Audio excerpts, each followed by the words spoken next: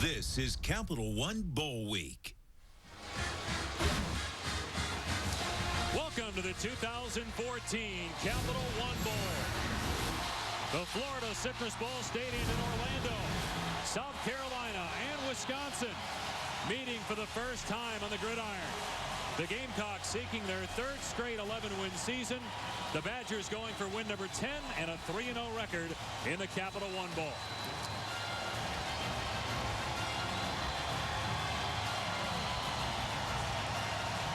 Hi, everybody. Alongside Brian Greasy, I'm Dave Pash. Happy New Year. Well, South Carolina comes in with 10 wins, beat 2 teams playing in BCS bowl games. For all intents and purposes, really a BCS team. Everybody knows about Jadeveon Clowney. His last game, he'll be the #1 pick in the NFL draft. More than likely, we'll talk about him coming up. But let's focus on Connor Shaw. In the SEC, when you talk quarterbacks, Johnny Manziel, A.J. McCarron, Zach Mettenberger, Aaron Murray. But in terms of the numbers and what he's meant to South Carolina, Connor Shaw deserves to be in that conversation. Well, he could be the most underrated player in all of college football. All he does is win. 26-5 as a starter, undefeated at home. I'm looking forward to watching him in his last game in a South Carolina uniform. He is the unquestioned leader, MVP of this team. You see his career ranks, completion percentage, touchdowns, but by far most important statistic for a quarterback, wins. And that's all that Connor Shaw has done for Steve Spurrier in this program. And he has some good weapons with him on offense. Wisconsin has some explosive players on offense as well, particularly at the running back position. Melvin Gordon, outstanding sophomore, announced that he will come back to Wisconsin next year. He and James White combining for 2,800 rushing yards. They have a 1,000-yard receiver in Jared Aberderis. But the question today is, can Wisconsin, Brian, match up with South Carolina's speed on defense? Well, here's the history, right? The last 3 Rose Bowls, Wisconsin has lost. Now they come on in a January 1 game against a very worthy opponent. They are going to have to do something different to win this game. We talked with Gary Anderson last night. We've got to be more multiple on offense. They've got to throw the football. They've got to start to incorporate pace. And on defense, they've got to be more aggressive. If they want to beat South Carolina, Wisconsin is going to have to do something different. We'll see how it plays out in this game. They have to find a way to block number 7, Jadeveon Clowney. With more on him, here's Tom Luginbill.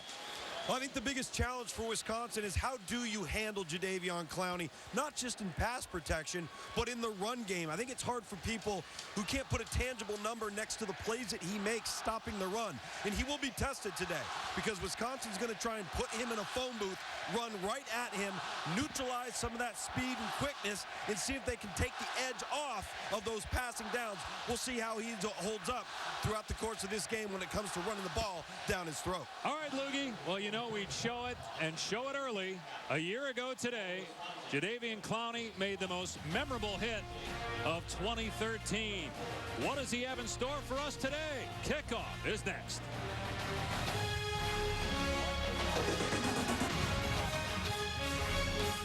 Okay, here's the same play. Same exact play, only this time we're running to the opposite side. Quarterback steps up. Receivers, you got to get there. Come on, Mike. You got it. Come on, right there.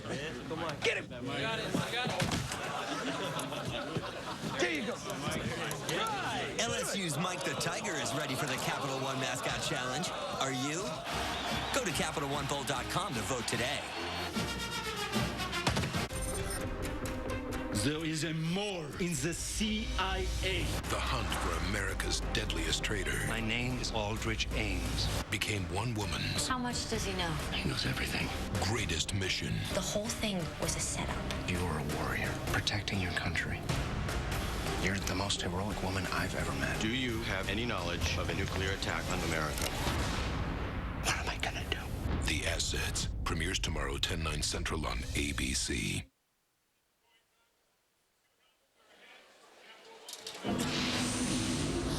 Wisconsin, you're the visitors. You get to call the coin toss. 2 helmets are ahead. Capital One will be a tail. Kevin's going to toss the coin. We're going to let it hit the ground. What are you going to call, Wisconsin? Tails. Wisconsin calls tail. And it's ahead. South Carolina's won the top. South Carolina will receive. Which way do you want to kick, Wisconsin? That way. Turn with your backs to those goals, captains. South Carolina will receive. Captain out there, shake hands. Have a great game. Capital One's Kevin Borgman down at midfield for the pregame coin toss with Jay Strickers, the referee, retiring after 30 years.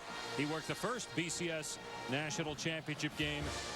He works with the Pac-12, and when Wisconsin heard that Pac-12 officials were working this game, some red flags came up because of the Wisconsin-Arizona State game earlier in the season, but none of the Pac-12 officials that worked that game are working a bowl game, and the Pac-12 worked very hard to put together the best crew for the Capital One Bowl today.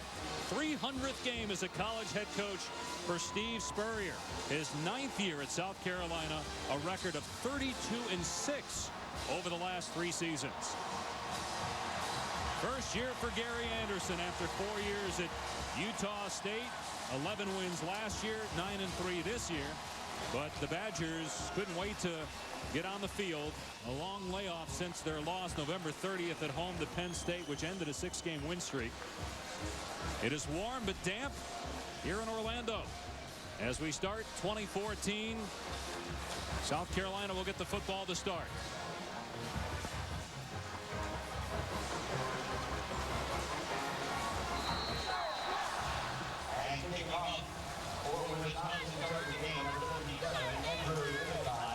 Second time in 3 years that South Carolina has been in the Capital One Bowl.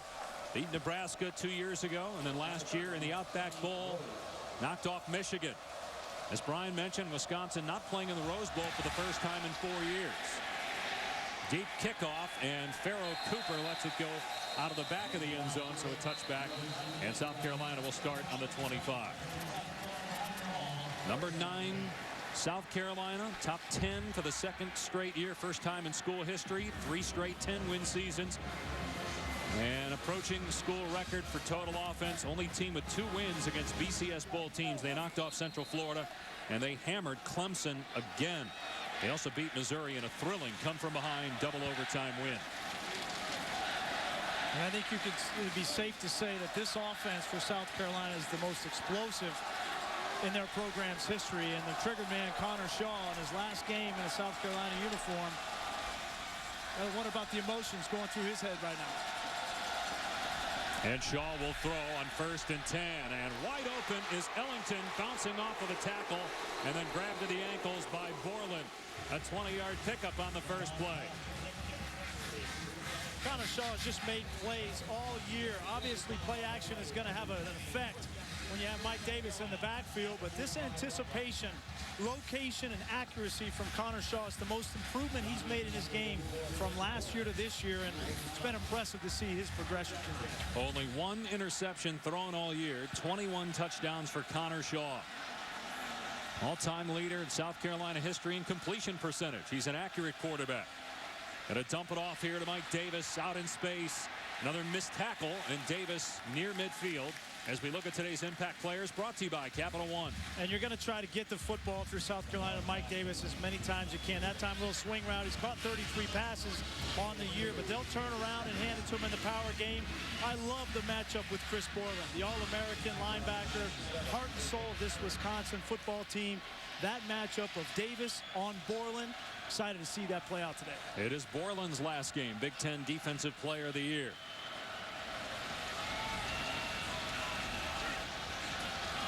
After a gain of 3 for Davis on the reception, Shaw to throw for the 3rd straight play. Has to step up. He can run. Pretty good athlete. And knocked down at the 48-yard line after a gain of about 5. Desmond Southward, playing with a cast on his hand after surgery, made the tackle. Incredible numbers for Shaw. Well, and the word that comes to my mind immediately when I watch Connor Shaw is efficiency. You can see his completion percentage. He knows where to go with the football. He's avoiding mistakes. That last play is a great example. They released 5 guys out in the route. Nobody's open. Connor Shaw doesn't panic. He allows the rush lanes to develop, and then he uses his feet to convert and bring up a third management situation. Wisconsin 5th in the country in 3rd down defense. South Carolina with a 3rd and 3. Shaw on the run, diving for the first down. Going to be close. Might be short based on the spot. They run the zone read. Connor Shaw is diving. He had to get across the 45-yard line to get a first down. And I think he came up just a fraction short. And no hesitation from Steve Spurrier as they cross the 50-yard line into Wisconsin territory. He's going to go for it.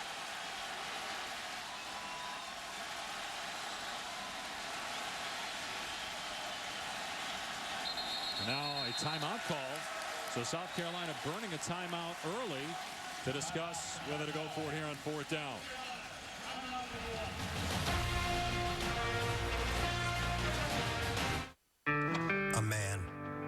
A man in his truck and some company and 5 hard landings and 8 sore vertebrae and 1 bruised tailbone and 3 hours to make it all blissfully melt away. The all-new Chevy Silverado. There's no quieter full-size pickup. Strong for all the roads ahead. Why eat nachos on the run? Maybe her parents came home early. The new grilled stuffed nacho for $1.29 at Taco Bell. Everything you love about nachos grilled up to go, fast. I know everything about you. I think you could be enormously successful doing this. You can't win unless you're ready to risk it all.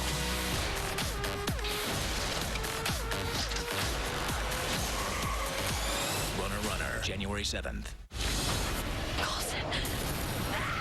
Tuesday, danger hits all new heights. No agent is that important.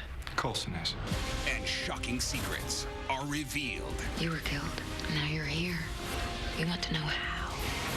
Please, I'm begging you, let me die. Marvel's Agents of S.H.I.E.L.D. All new Tuesday at 8/7 Central on ABC. And see full episodes on Watch ABC online or download the app. You're watching the 2014 Capital One Bowl with Brian Griese and Tom Luginbill. I'm Dave Pasch in Orlando. A 4th down and 1 for South Carolina. Wisconsin has a huge nose guard, Bo Allen, 6'3", 325. Keep an eye on him against South Carolina centers who struggled. Yeah, it's Cody Waltrip. And remember, against Clemson, South Carolina struggled to run the football inside the tackles. Mike Davis only had 25 yards on 15 carries. Steve Spurrier can't feel real confident about that matchup, blocking Allen in the middle. Garrison Gist doesn't play a lot, is in the game at fullback, and Connor Shaw, the keeper, able to move the chains behind his center to get the first down. There was a natural gap on the inside of the defensive front. Bo Allen lined up almost on the guard. Maybe Connor Shaw recognized it. See it right here. Here's Bo Allen way over here. And Connor Shaw checks and just says, I'm going to take it myself. And it's an easy conversion.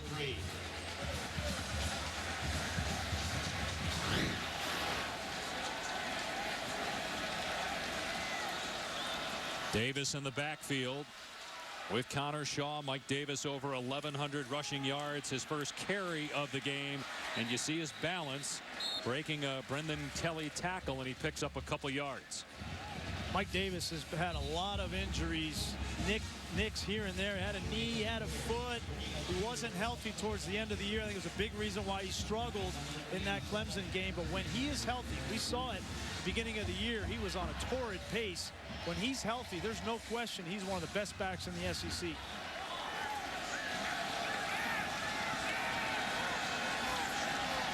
Second down and 8.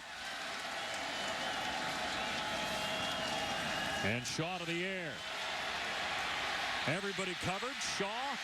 Eventually a man comes free. It's Terrell Adams for a South Carolina first down. And a gain of close to 12 inside the 30. Connor Shaw is one of the best in the country at buying time. He keeps his eyes downfield. He's not panicking, just trying to find an outlet, force the defense to come up and play him, and then flick the ball for a big third down conversion. We talked about all those quarterbacks in the SEC, Manziel, McCarron, Murray, Mettenberger. Connor Shaw did not even make honorable mention SEC despite his numbers. Here's a blitz off the edge. Shaw gets away from that man and then pushed out of bounds near the line of scrimmage by Brendan Kelly. Tanner McAvoy, the converted quarterback for Wisconsin. You're going to see him right here just come off the edge. He's playing safety. You've got to be controlled. You can't shoot your gun so fast right there because Connor Shaw is going to bait you and then just get outside. Wisconsin has to adjust as fast as possible to the speed of South Carolina on both sides of the ball. They just don't see this kind of speed in the Big Ten. We will not see Tanner McAvoy playing that position next year. He's going to be moved to quarterback to challenge Joel Stave and others for the starting quarterback spot in 2014. They bring pressure again off the edge with Caputo. Broke a tackle. Shaw did, then shoved back. And they blow it dead. It's Joe Schobert getting to Connor Shaw. A loss of 6 on the play. We talked with defensive coordinator Dave Aranda for Wisconsin. He said, we have got to affect the quarterback. They're going to do it with Caputo off the edge. They were creased by Penn State in the last game of the year because they allowed Christian Hackenberg to sit in the pocket and pick him apart. Told us they cannot do that with Connor Shaw. They're going to bring Caputo. They're going to bring Borland and other linebackers to try to get Connor Shaw off the spot. So it's 3rd down and 16. 10th play of the drive for South Carolina. There's a wide receiver screen, and Shaq Rowland is belted. Big hit by Kelly, and it's 4th down. They got back to the line of scrimmage. It'd be about a 54-yard field goal try from here. Now, these bowl games, especially Big Ten versus SEC, you've got to establish your physical nature.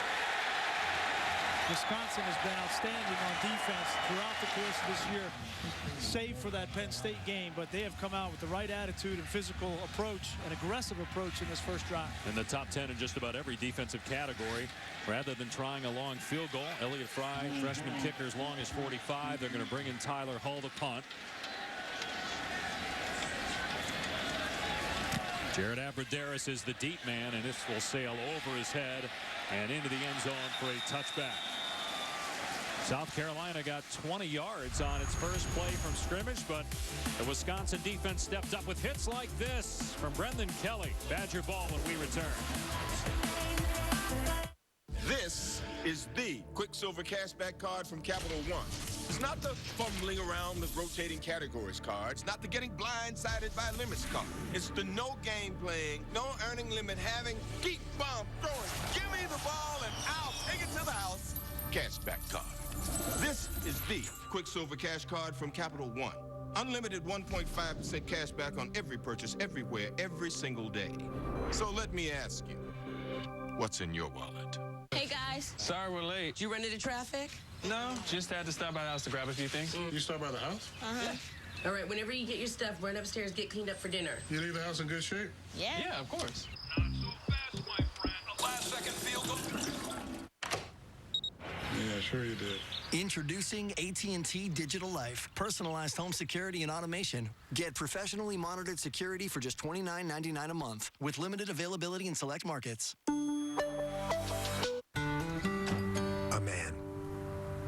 A man and his truck, and his son who would rather play computer games than go camping. And a valley, and a river, and the stars, and a new convert.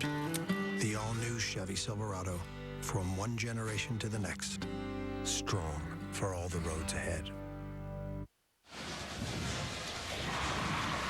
The champs from the Big Ten, Michigan State, playing in the 100th Rose Bowl game. As the Spartans meet Stanford, cover starting 4:30 today on ESPN. Michigan State with a terrific year. Connor Cook, the quarterback, knocked off Ohio State in the Big Ten championship game. Ohio State playing in the Orange Bowl, and only 2 teams from a conference can play in the BCS. Wisconsin and South Carolina were 2 teams left on the outside, in part because of that loss to Penn State at the end of the year. Still 12 straight bowl appearances for Wisconsin. School record for rushing yards. They're the only school with 2 running backs with 1,000 or more yards. Think about it. This is after Monty Ball left. Changed his name, or the pronunciation of it anyway, to Monte. 2nd-round pick in Denver. White and Gordon don't skip a beat. And Gary Anderson has done a terrific job in his first year. We might see some different wrinkles for the Badgers today on offense. They will run it here, try to pound. Melvin White, or James White rather, between the tackles, gets a couple. Marquise Roberts on the stop. Here's our impact players with Tom Luginbill. Brought to you by Capital One. Jadeveon Clowney makes so many plays along the defensive front, but his mere presence has opened things up for Kelsey Quarles on the inside. And offensively for Wisconsin, James White is the thunder to Melvin Gordon's lighting. They're going to run right at him. We're also seeing Jeff Duckworth getting some action as they run White again. And he's out past the 25 for about 5 yards to the 27. They like the speed of Duckworth. They're trying to find a number 2 receiver to help Jared Abbrederis. Yeah, and they're going to need to throw the football to loosen up the running game. This defensive front for South Carolina is outstanding. They are very good against the run. We want to find out how Jadeveon Clowney is going to play against a physical team. He's not going to be rushing the passer 25, 30 times in this game. He's going to have to play these power run blocks. So far, he's been getting pushed around. Here's 3rd and 3. And Gordon with his first carry burst through a seam to the 35. Well, they said they're going to be a little bit different, but the first 3 plays looks like typical Wisconsin football. Well, you get a pull right here from Costigan is going to kick out, and that creates the hole for Melvin Gordon. It's going to be downhill. You see Clowney get blocked by Pedersen, the tight end, and they pull the guard around. You're going to see this on a consistent basis, whether it's James White or Melvin Gordon. They want to run in between the tackles because Wisconsin doesn't feel like they have as much of an advantage on the perimeter. Here's the wrinkle as they hand it off to Corey Clement, and Clement is loose, the true freshman, inside the 35. It was a direct snap to James White, who is lined up as the Wildcat quarterback, and it's a 33-yard run for Corey Clement. And Gary Anderson told us they have got to have some of these wrinkles. And the Wildcat with James White, Corey Clement, the true freshman, they're very excited about him. Next year with Melvin Gordon and Corey Clement, I expect to see a very similar style of offense to what we've seen this year with Gordon and White. Now they go back to 2-back with Derek Watt, J.J. Watt's younger brother in the game at fullback. They like the matchup with him. On the South Carolina linebackers. Play action. Stabby looking for Duckworth, who could not make the catch. He was being defended by Victor Hampton, who did not start today's game for disciplinary reasons. And these are the throws that Joel Stabby has got to make if they're going to win this football game. Nice over the outstretched arm of the linebacker, but you've got to hit this. You run the ball 3-4 times in a row and have good suck up on the linebackers, you've got to make that connection. Well, you got to make the catch. Throw was a little off, but catchable. Hit him in the hands. 2nd down and 10. Gordon waits for his blockers to get on their defenders. Comes up just short of a first down. Here's Robert Flores in the studio with an update. All right, Dave, Happy New Year. This instant replay presented by Surface in the Outback Bowl. LSU's Anthony Jennings starting for Zach Mettenberger, who tore his ACL. He completes the opening drive of the short touchdown run, 16-0. LSU leading 7-0 over Iowa on ESPN. All right, Roflo, Happy New Year's to you. 3rd down and 2 for the Badgers at the 25-yard line of South Carolina. This is a run down for Wisconsin. You have to imagine 4-down territory as well. Gordon got a penalty flag on the play, so it'll make it 3rd and 7 for Wisconsin. False start. Offense, number 61. 5-yard penalty, still 3rd down. That's the left tackle, Tyler Merritt's, trying to get up quickly to block Jadeveon Clowney. Yeah, here he is right here.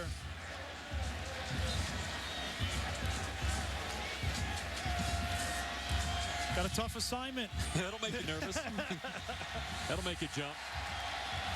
Redshirt freshman Merritt has played very well this season, but I don't anticipate they're going to leave him one-on-one in many situations with Jadeveon Clowney. How about Wisconsin's had 7 offensive linemen drafted the last 3 years, most of anybody in the country. Here's a middle screen.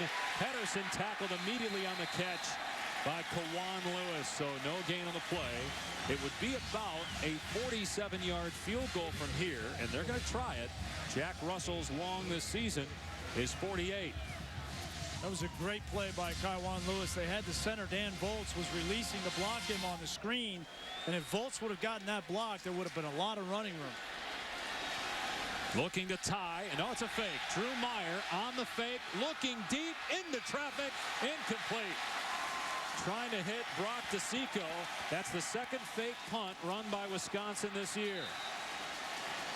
And South Carolina will take over at its 35. Gary Anderson talked about doing something different, being aggressive to get up in this game. They try it. Very well defended by South Carolina on the back end.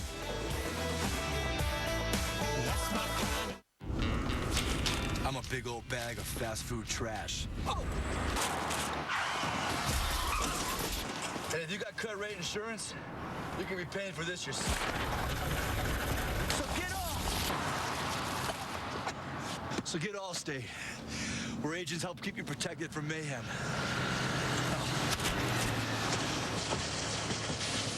Like me. Mayhem is everywhere. Are you in good hands? What is it? Is it what she wears? How he speaks? Is it her timing? This guy's idea of a good time? Or that one time he did that? Is it because she's a woman? Come on now. How about those moves, those looks, his style? Is it because they scare us, surprise us, make us uncomfortable? Like, really uncomfortable? Whatever it is, you know it when you see it. Here's to being one of a kind.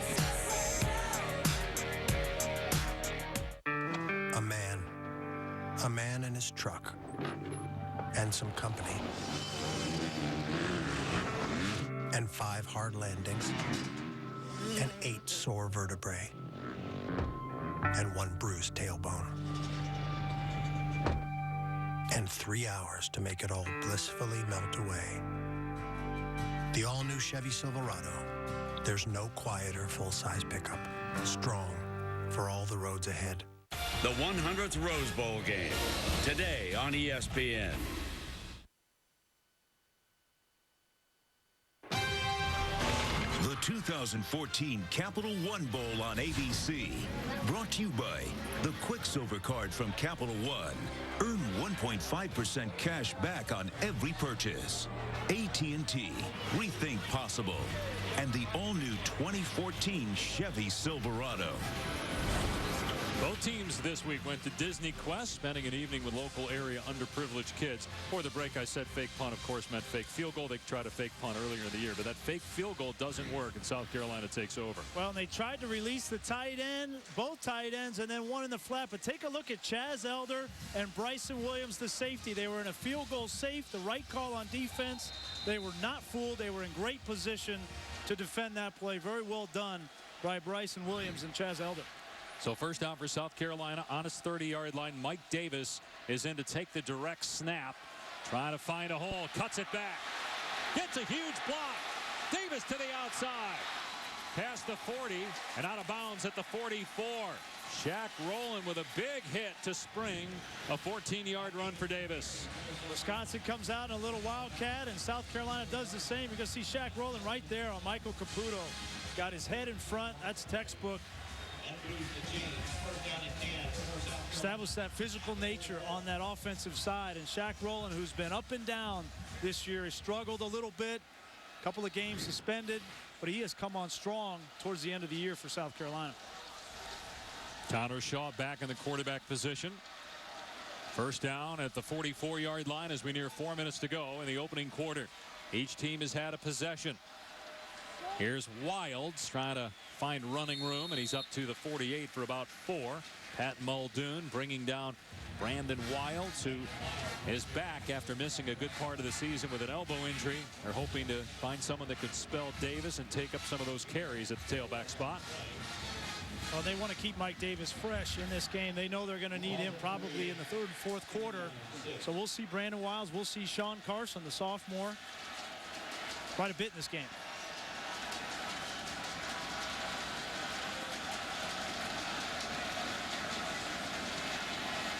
Here's second down and 6 for South Carolina. Badgers showing blitz.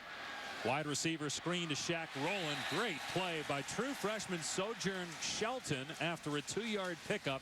Shelton has really improved according to the coaches over the course of the year. Well, and he's their best cover corner, but you see his physical nature and ability to get up and make a play. He just got a hand. I'd love to see Shaq Rowland run through that arm tackle. Yeah. He may have slipped. That field with all the rain that we've had this morning might be a little slippery.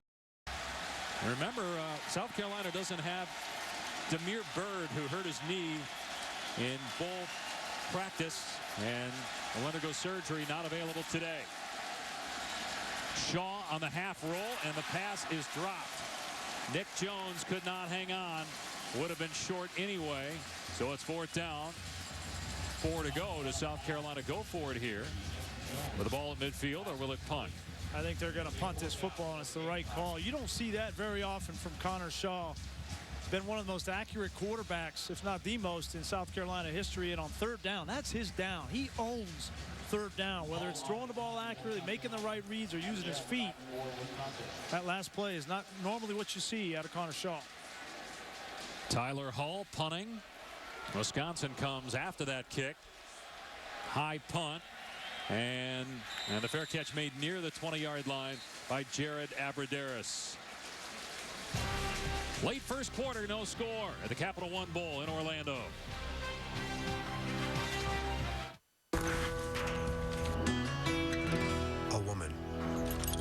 A woman and her truck.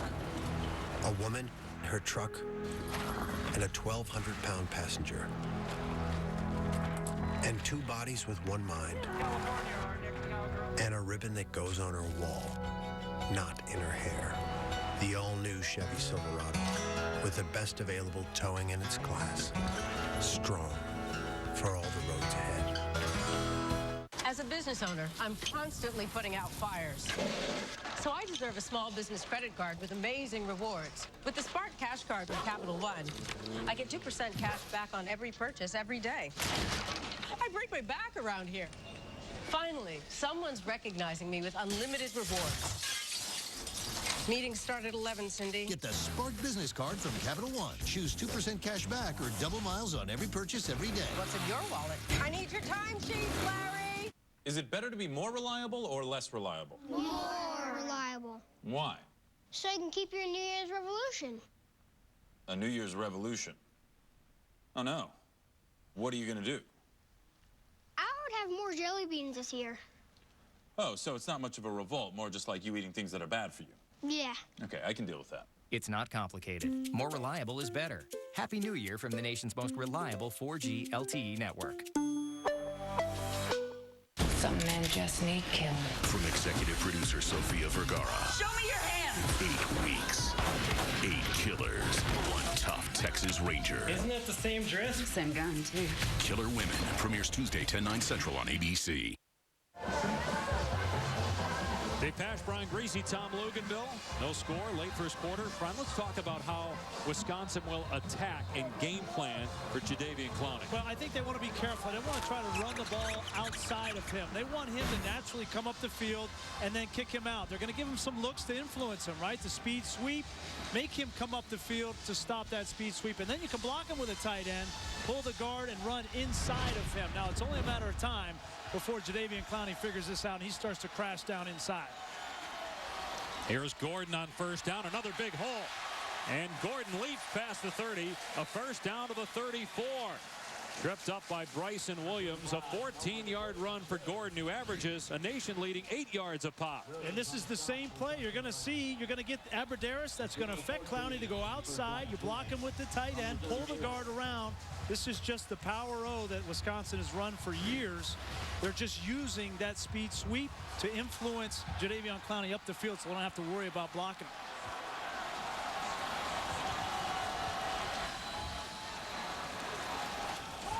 Run between the tackles again with Gordon. And Clowney trying to make the tackle, but Gordon takes him for a ride. A 9-yard gain to the 43. Well, they're going to run away from Jadeveon Clowney. Wisconsin knows that they've got to account for the backside pursuit. Did a suitable job there, but to play off of what Brian said, when you're running play side at Jadeveon Clowney, one of the things that you do is let him go where he wants to go. If he wants to run outside and rush outside, block him that way. If he wants to collapse down inside and allow the backs, Melvin Gordon and James White, to use their eyes to play off of where Clowney goes. Let him be what he wants to be. Here's 2nd and 1. They've run between the tackles 5 times for 38 yards, but Clowney this time is back there to throw. Gordon down for a loss. You just don't block him on the weak side. You have to block Jadeveon Clowney. He breaks the rules. Here he is right here. Nobody's going to block him on the weak side. You can do this with some defensive ends in the Big Ten that don't have the speed to run that down from the backside. You cannot do it with Jadeveon Clowney. Well, the Wisconsin coaches told us yesterday there's times where he's out of position. He still makes a play. That time, his great get-off found him in the backfield and a loss, forcing a throw here on 3rd and 2. Pressure, and that pass is intercepted. Intercepted at the 40-yard line by true freshman Sky Moore. Stabby was just trying to throw it away as he was facing pressure up the field from Kelsey Quarles, and he threw it right to Sky Moore. The beginning of games, especially bowl games, you got to be careful with the colossal mistake. Yeah, that hit the leg of a Wisconsin offensive lineman. It did not hit the ground, so it's a live ball. You got to throw the ball on the ground there. That's quarterbacking number 1. Let this roll, guys. You're going to see it's defense. So just throw the ball in the ground. That's the role of the quarterback, is to protect the football. And Joel Stabby has had trouble with that. 12 interceptions on the year, and he puts his defense in a bind early. That a little bit unfortunate, hitting the leg of an offensive lineman. Shaw slips, now fires deep. Going for Ellington. Touchdown, South Carolina. Quick strike after the interception.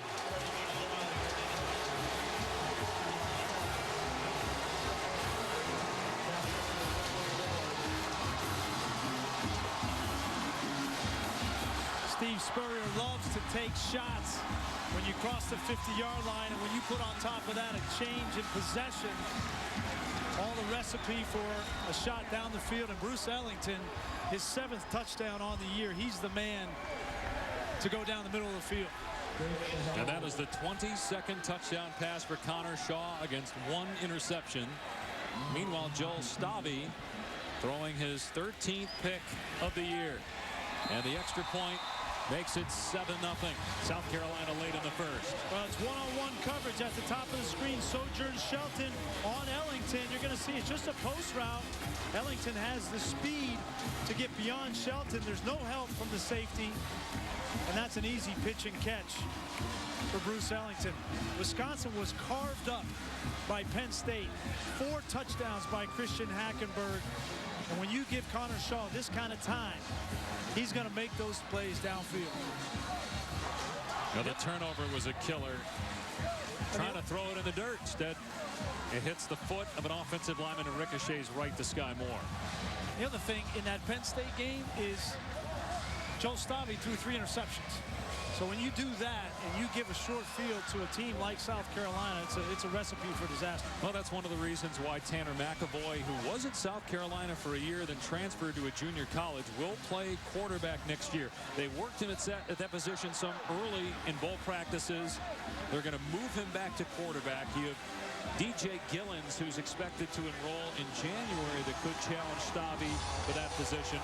Now, Stabby's been excellent in the red zone. 15 touchdowns, no picks. But before they reach the red zone, he's had a really poor year. Short kickoff taken by Kenzel Doe. And Doe breaks a tackle. And now picked up and dropped at the 25-yard line. Or near the 30-yard line, I should say, by Kane Whitehurst. Well, if you're Wisconsin now on offense, especially Joel Stabby, you have to erase that last play. And You got to come back early in these games. You make a mistake, you're careless with the football, you got to forget about it. You've got two great backs, and you can't go into a shell on offense either. You have got to throw the football. Andy Ludwig, Gary Anderson have to trust Joel Stuyvesant to get back in this game. That right there could be important. An injury to Vince Beagle on special teams. They were hoping to use him more today as a pass rusher on defense. He's shaken up on that last return. Here's White on first down. Spins out of the tackle. Up to the 34. A gain of about 5 on the play.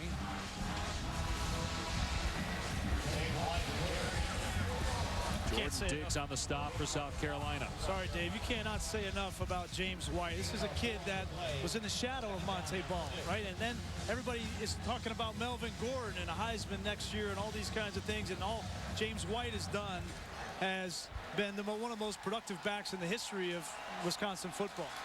7-0 South Carolina after 1. The Capital One Bowl will continue after these messages and a word from our ABC station.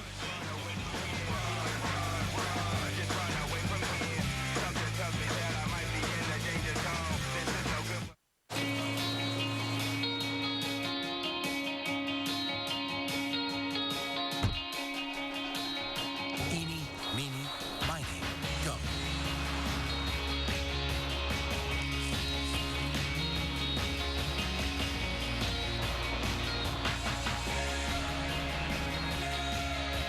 More adventures await in the new 7-passenger Lexus GX.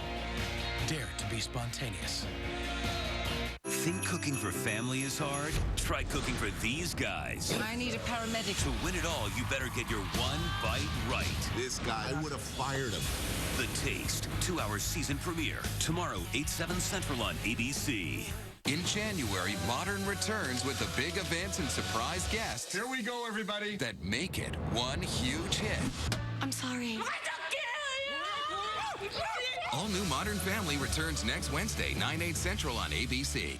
Get huge year-end clearance savings during our Happy Honda Day sales event. Thousands of Hondas marked with clearance prices and payments. Drive Civics just $159 a month or 0 down. Accords made right here in Central Ohio just $199 a month or 0 down. Or save thousands with year-end clearance financing for up to 60 months. Civics $159 a month. Accords $199 a month. Don't miss it this week during Happy Honda Days at your Central Ohio Honda dealers.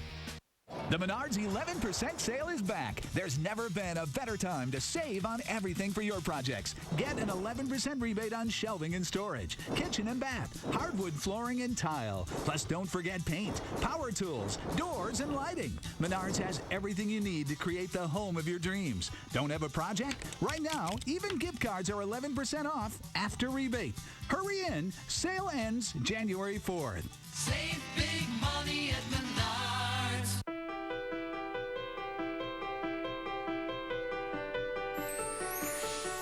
The holidays may be coming to an end, but there's still plenty to celebrate with a new Hyundai. Backed by America's best warranty and ranked #1 in customer loyalty, you'll get everything you need to start the new year off right. Now during Hyundai holidays. Hurry in for our best year-end offers. Get 0% or up to $2,000 bonus cash on a Sonata at Hatfield Hyundai, Reichert Hyundai, Coghlan Hyundai, Dennis Hyundai, and Dennis Hyundai of Dublin. See the difference in local news. ABC 6 News is on your side. This telecast is available in high definition. Brought to you by Vizio. Start of the second quarter in Orlando at the Capital One Bowl. Dave Pasch, Brian Griese, and Tom Luginbill. It is 7-0 South Carolina on a Connor Shaw touchdown pass. Meanwhile, Wisconsin with no passing yards yet. And they're going to put James White in as the Wildcat quarterback. And he's going to get twirled to the turf by Victor Hampton. They'll give him forward progress to the 32. It's still a loss on the play. Trying anything they can to change things up against this speedy South Carolina defense. White and Melvin Gordon come into this game about 200 yards away from breaking the NCAA record for rushing yards by teammates in a single season. Been a terrific year for those two on the ground, but will it be enough to beat the Gamecocks?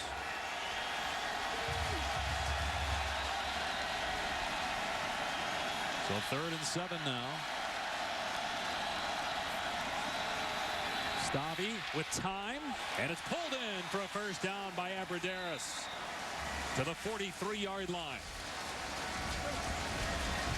Jared Abradaris came into this game with 73 catches on the year. This third down, they're just going to play zone. South Carolina is, and Abradaris, one of the smartest players in college football. He will beat you in man-to-man coverage, and he has the discipline to know how to get open against zone coverages. Problem is for Wisconsin, outside of Abradaris, their second leading receiver is the halfback, James White. They don't have a complement.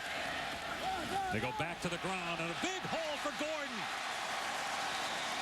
to the 37 of South Carolina. Boy, he gets through those holes quickly. He can run.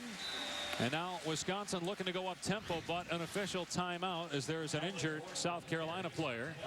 Take a look at Derek Watt, the fullback, with a kick-out block on Marquise Roberts. You're going to see if Derek Watt can get to the second level on some of these linebackers, he has the size advantage over the linebackers for South Carolina, and Wisconsin feels very good about that matchup. Chaz Elder was the one who made the tackle, and you could see him make it with his upper body and his head, and Elder missed some time earlier in the year with a concussion. So he'll go to the sideline as Wisconsin is in South Carolina territory. Gordon with 58 yards for the Badgers on 8 carries so far. He's over 1,500 yards on the season. Now it's White in a tailback. Play fake for Stavi. And he's being chased, throws to Pedersen in the middle of the field. Inside the 10. Pedersen all the way to the goal line. He'll come up just short, but it's first and goal, Wisconsin. The Achilles heel for South Carolina has been their coverage from a linebacker position. Take a look at Marquise Roberts. He's got him in man-to-man coverage. He decides, he gets hit by the official, and he decides he's going to run, and he loses Pedersen. Give credit to Andy Ludwig, offensive coordinator for Wisconsin, for drawing up that play during the break to take advantage of a youth at linebacker for South Carolina. First and goal. White, the tailback. It'll be a pass. Flag down. Stavi throws. Touchdown! Another penalty flag comes in. Sam Arneson with a touchdown catch. But again, there are 2 markers on the play. Well, Jadeveon Clowney was trying to cover Sam Arneson. It looked like they got tangled up. See what this call is. Wisconsin players seem to think it's on South Carolina.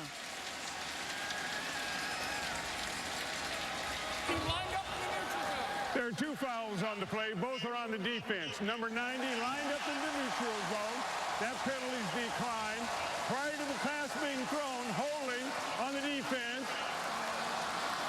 Number 7, that penalty's declined. Touchdown's good. So that has to boost the confidence of Joel Stavi after the interception. The pass downfield to Pedersen and the touchdown here to Arneson. You can see the hold by Clowney coming off the line of scrimmage. Not much, but there was offside anyway on South Carolina. If I have Jadeveon Clowney on my team, he ain't covering a tight end. He's rushing a quarterback. I'm not sure what he's doing out there. Like a fish out of water a little bit.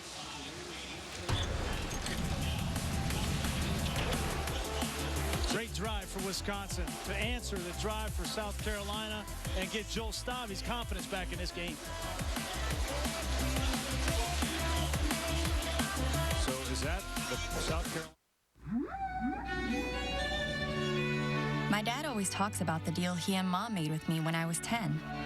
He said, you get the grades to go to college, and we'll help out with the school of your choice. Well, I got the grades, and with Dad's planning and a lot of hard work, I'm graduating today with a degree in marine biology. I'm so thankful and excited about the future. For strategies on how to help your family achieve financial success, visit PacificLife.com.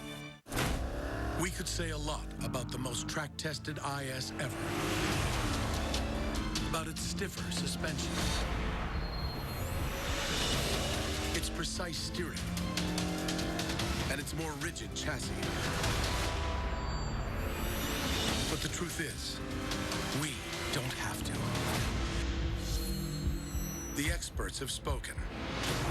Now it's your move. The Goldbergs is one of the best comedies of 2013. I will fight anyone who says otherwise. And Tuesday, it's all new. Did you have a good time? Give me a minute. Can a man take off his pants? To celebrate, you can chat live with the stars while you watch. Have fun with your computers and your jetpacks. They'll be tweeting right back, if they can figure out how. Make it bigger. Make the picture bigger. Right. All new Goldbergs, Tuesday, 9, 8 Central, followed by an all-new Trophy Wife on ABC. To find America's deadliest female killers, you need a Ranger with a woman's touch. Show me your hand. From executive producer Sofia Vergara. I don't think you want to eat that. Why? Because it was baked by a serial killer. 8 weeks, 8 killers, 1 dangerous Ranger. Easy as apple pie. Killer Women. Series premiere Tuesday, 10, 9 Central on ABC. 2 programs make their BCS debut New Year's Day. Bryce Petty and Baylor against Blake Bortles and Central Florida. It's at 8:30 Eastern on ESPN today from Glendale, Arizona. The Tostitos Fiesta Bowl. Hey, everybody's counting out Central Florida. I would not count out Central Florida. They are explosive on offense. 2 of the best quarterbacks in college football teeing off in that game. And you know, Central Florida's going to score points. You know that. The question is, will they have any answer for Baylor's offense? You mentioned early in the year, one of our games, that you thought Blake Bortles was better than Teddy Bridgewater, maybe the best quarterback in the country. He'll get to showcase those skills tonight on the big stage. Kickoff taken on the 2 by true freshman Pharaoh Cooper. And he cannot even make it to the 15-yard line. Let's go back to the Wisconsin touchdown. Great design on this route. You're going to see, here's Pedersen. He's going to come out over the top and draw double coverage. And this is Arneson. And this route isolates Jadeveon Clowney. They double team Pedersen. You see it right here. The double team on Pedersen leaves Clowney one-on-one with Arneson. This was a great design from Andy Ludwig, the offensive coordinator, in trying to get Sam Arneson open. Very well done. Plus, South Carolina's assuming that Wisconsin's going to line up and just pound the ball on 1st and goal. Well, in the play before that, throwing the ball to the tight end, and this has to be a big part of the game for Wisconsin because the matchup on these young linebackers for South Carolina is in their favor. From the 14-yard line, Wisconsin brings pressure. A throw out on the flat to Jones, and Chris Borland slams him down about a yard shy of the first down. Borland over 100 tackles, first-team All-American, Big Ten Defensive Player of the Year, and really been a fun guy to watch over the last 4 years. I remember sitting in Brett Bielema's office when he was a freshman, and he said, our crew was in there, goes, hey, I want you to see this kid, Chris Borland. He played video of him jumping over the shield to block a punt at 5'11". He's an incredible athlete, and he's become a great linebacker. And he's going to play on Sunday. There is no question about it. Pressure off the edge. It's picked up. Shaw steps up and gets the first down. And then Shaw makes it to the 30-yard line. Big question coming into this game was how is Wisconsin going to account for the mobility in the feet of Connor Shaw? We've seen it 3 or 4 times already in this game. He hasn't broken out for that long run, but he will break you down. Against Clemson, 7 times he ran on 3rd down for first downs. That is so demoralizing to a defense, and a big part of why Connor Shaw's been so good.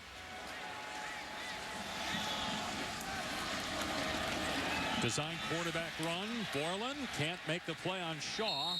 Gets 5 yards to the 34. And Brian, to play off of how they're deciding to defend South Carolina, and you mentioned those big runs haven't been given up yet. Defensively, if you watch Wisconsin to the open side, the field side, you're going to see them walk a defender down late off the edge and bring him, which is going to create those one-on-one situations. It's why Steve Spurrier keeps trying to throw that quick screen out there, because they know they've got a man advantage once they bring pressure off the edge defensively. And now Borland coming here. And he's chasing Connor Shaw, has to get rid of the pass. And coming back to the ball was Shamir Jeffrey, could not make the grab, so it is incomplete. But it was Borland in the backfield. along with Konrad Zagzebski. Yeah, they want to get Borland matched up on the center. This is the matchup they like. Cody Waldrop has struggled in pass protection.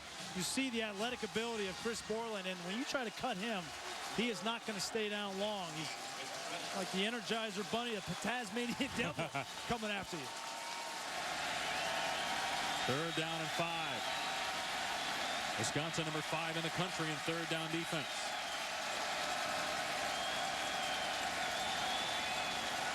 South Carolina 0 for 3 today on 3rd down. They just get the play off. Shaw rolling out. Muldoon chasing. Shaw beautifully dumps it off to Davis for the 1st down. Davis took a lick, but able to get the necessary yardage to move the sticks. This is like staring down the barrel of a gun right here. Connor Shaw comes out. You're going to see Muldoon has got him. He just needs to make him come up right there when McAvoy or it's McAvoy that came up to force that throw, but for Connor Shaw, it's having that gunslinger mentality of you're going to come up and I'm just going to dump it over the top of you. So 1st down for South Carolina on its 41. And here comes Caputo, and they throw that wide receiver screen out on the flat. That quick toss to Nick Jones. Helmet comes off of Sojourn Shelton, their best corner. He's going to have to come out for a play. A good pickup there on 1st down. We haven't talked a whole lot about Damiere Byrd not being in this game. He was hurt in bowl practice, and so Nick Jones has got to become a bigger part of this offense catching the football, and especially on those bubble screens on the outside. So Peniel Jean will replace Shelton for this play. Must sit after losing your helmet 1 play. Gain of 7 on 1st down. Inside 10 minutes to go, 2nd quarter. Tied at 7. A touchdown pass for each quarterback so far. Here's a little option pitch to Davis. Trying to cut it back, and he swarmed at the 49-yard line, short of the marker by about 2 yards. And Davis continues to hobble. Brian, you talked about the injuries. Only 22 rushing yards against Clemson. Did not play in the previous game. He was one of the best backs in the SEC, if not the best back, before the injuries caught up to him at the end of the year. Well, that's a shame. That's a bad sign for South Carolina because Brandon Wilds is reliable and Sean Carson is young. Neither one of them have the explosive ability of Mike Davis. Davis, 2nd team All-SEC. Wisconsin crowding the line of scrimmage, and they're going to run it here. And getting the 1st down is Brandon Wilds. Knee was down, but he got the 1st down at the Wisconsin 47-yard line. The thing that Wilds does bring to the table is a physical downhill runner, 225 pounds. He's going to drive those legs, and Wisconsin was there initially, but in short yardage situations, it's not about the initial hit. It's about wrapping up. Wild stays in the game. 9th play of the drive for South Carolina. They've had some lengthy drives here in the 1st half. The quick drive was the touchdown pass right off the interception by the Badgers. Here's pressure off the edge. Shaw steps up. Great recognition by Shaw, sensing the pressure from behind. Let's check in now with Robert Flores in the studio. All right, Dave, here's what's happening on SportsCenter right now. Louisville quarterback Teddy Bridgewater foregoing his final season and will enter the NFL draft. That, according to College Football Insider on ESPN, Brett McMurphy. Bridgewater could be in the conversation for the #1 overall pick held by the Texans. You buy that, Brian? #1 pick, Teddy Bridgewater? Yeah, if I were Rick Smith, GM of Houston, he would not be my selection, but he's an outstanding football player. There's no question about it. Bill O'Brien, the new head coach there. 2nd down and 7. Shaw. And finds his tight end, Terrell Adams. Great open field stop by the 175-pound corner, Sojourn Shelton, who's back on the field after having to sit for 1 play after losing his helmet. Well, Sojourn Shelton is the kind of player that you can begin to build the defense for the future around. 6 out of 7 seniors up front for Wisconsin, but they're going to have players like Sojourn Shelton in the secondary. Peniel Jean going to be back. Caputo's just a sophomore. They will lose Desmond Southwood in the back end, but no question Sojourn Shelton is going to be a star for Wisconsin for years to come. South Carolina has converted on 3rd down twice on this drive. 3rd and 4. Shaw hit as he throws it deep for Ellington. catch inside the 10 by Bruce Ellington. First and goal, Gamecocks. You watch Bruce Ellington in pregame warmups, and he practices these catches all the time. Waits till the last minute so Desmond Southworth doesn't turn his head around. And that's just an innate sense. There's some receivers in college football that can, not many. Bruce Ellington did it to perfection. Wisconsin calling a timeout, 32-yard pass play. Looked like he secured the catch all the way to the ground. 32 yards. It'll be first and goal when we come back. This is the Quicksilver Cashback Card from Capital One. It's not the limit the cash I earn every month card. It's not the I only earn decent rewards at the gas station card. It's the no games, no signing up, everyday rewarding, kung fu fighting, silver lightning in a bottle, bringing home the bacon cashback card. This is the Quicksilver Card from Capital One. Unlimited 1.5% cash back on every purchase, everywhere, every single day. So ask yourself, what's in your wallet? Got him. Yeah, he's clean, boss. Now listen to me, Duck. I have an associate that met with an unfortunate accident. While he's been incapacitated, somebody's been paying him cash. Now, is this your doing? Aflac? Now, if I met with some such accident, would Aflac pay me? Nice. This is your stop. Find out what Aflac can do for you and your family at Aflac.com. Start engine. Accelerate. Shift. Shift. And shift again. Through all 8 speeds of a transmission connected to more standard horsepower than its German competitors. And that is the moment that driving the Lexus GS will shift your perception. This is the pursuit of perfection. Bruce Ellington, 3 catches for 91 yards.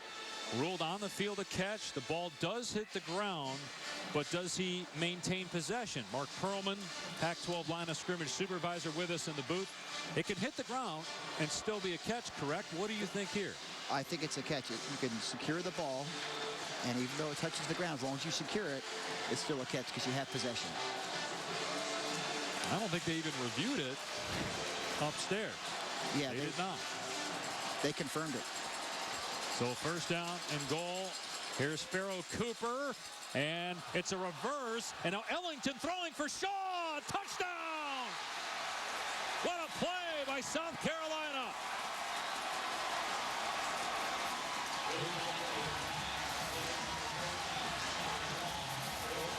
The head ball coach with a great design.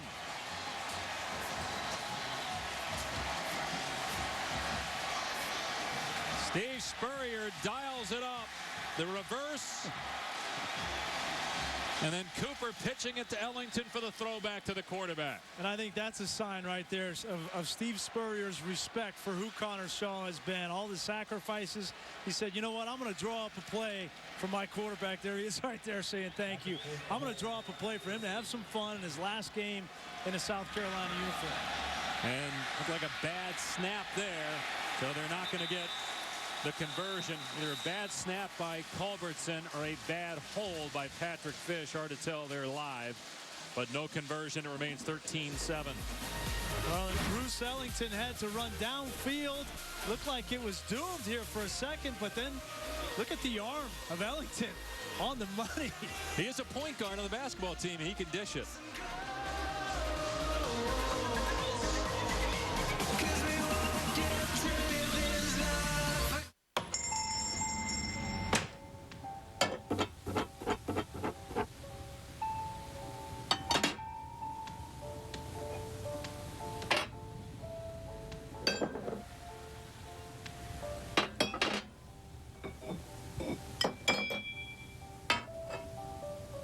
USF's Rocky the Bull is ready for the Capital One Mascot Challenge.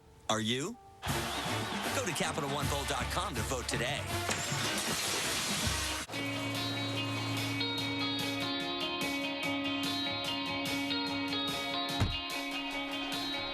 Eeny, meeny, miny, go.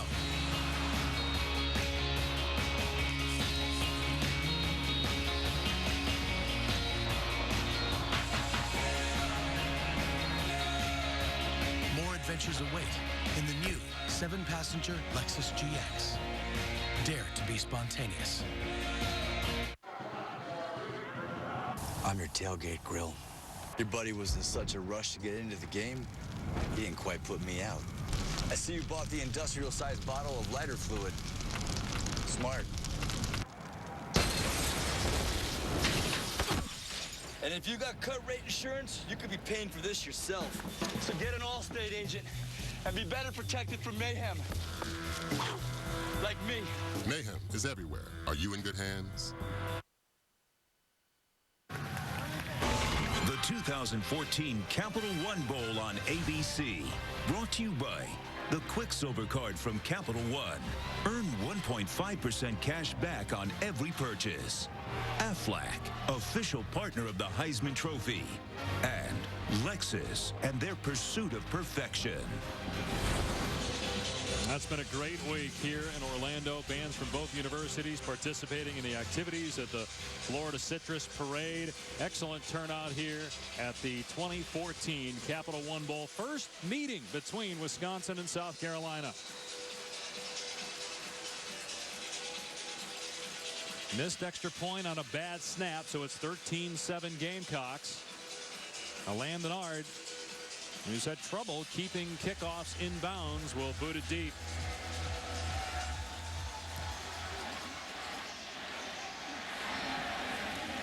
This will be a touchback. It'll come out to the 25-yard line. Well, we know the old ball coach likes to have fun in the break. Let's take a look. He was teaching acting school. You're going to see right here Bruce Ellington come downfield to sell this. Look at the patience of Ellington to sell that and then come back, and then look at the acting job by the quarterback. Right here's Brendan Kelly. As soon as he sees Kelly with his head to the other side of the field, he knows that he's got him beat. Great execution there. Maybe he was a little upset with Gary Anderson for making the joke at the luncheon yesterday about Clowney being faster than all the police escorts in town. Clowney getting 2 speeding tickets in the offseason. Actually, Spurrier, Clowney, and everybody else in the room laughed when Anderson said it. As Clowney is there, or excuse me, Holloman rather, to take down Gordon for a loss back at the 23. You don't see a lot of negative runs by Melvin Gordon at 210 pounds, but and now Kyle Costigan, the right guard, losing his helmet, so he has to come out for a play. So Zach Matthias replaces him for 2nd down and 12. Clowney shaking up. Yeah, he's coming out of the game. Looked like he's holding that right arm or shoulder. It's his last game. Going to go to the NFL. Here's White. Great stutter step at the line of scrimmage by White. Got the first down to the 35. And with Clowney out, they go right to his side. Let's take a look at the last play and see what happened.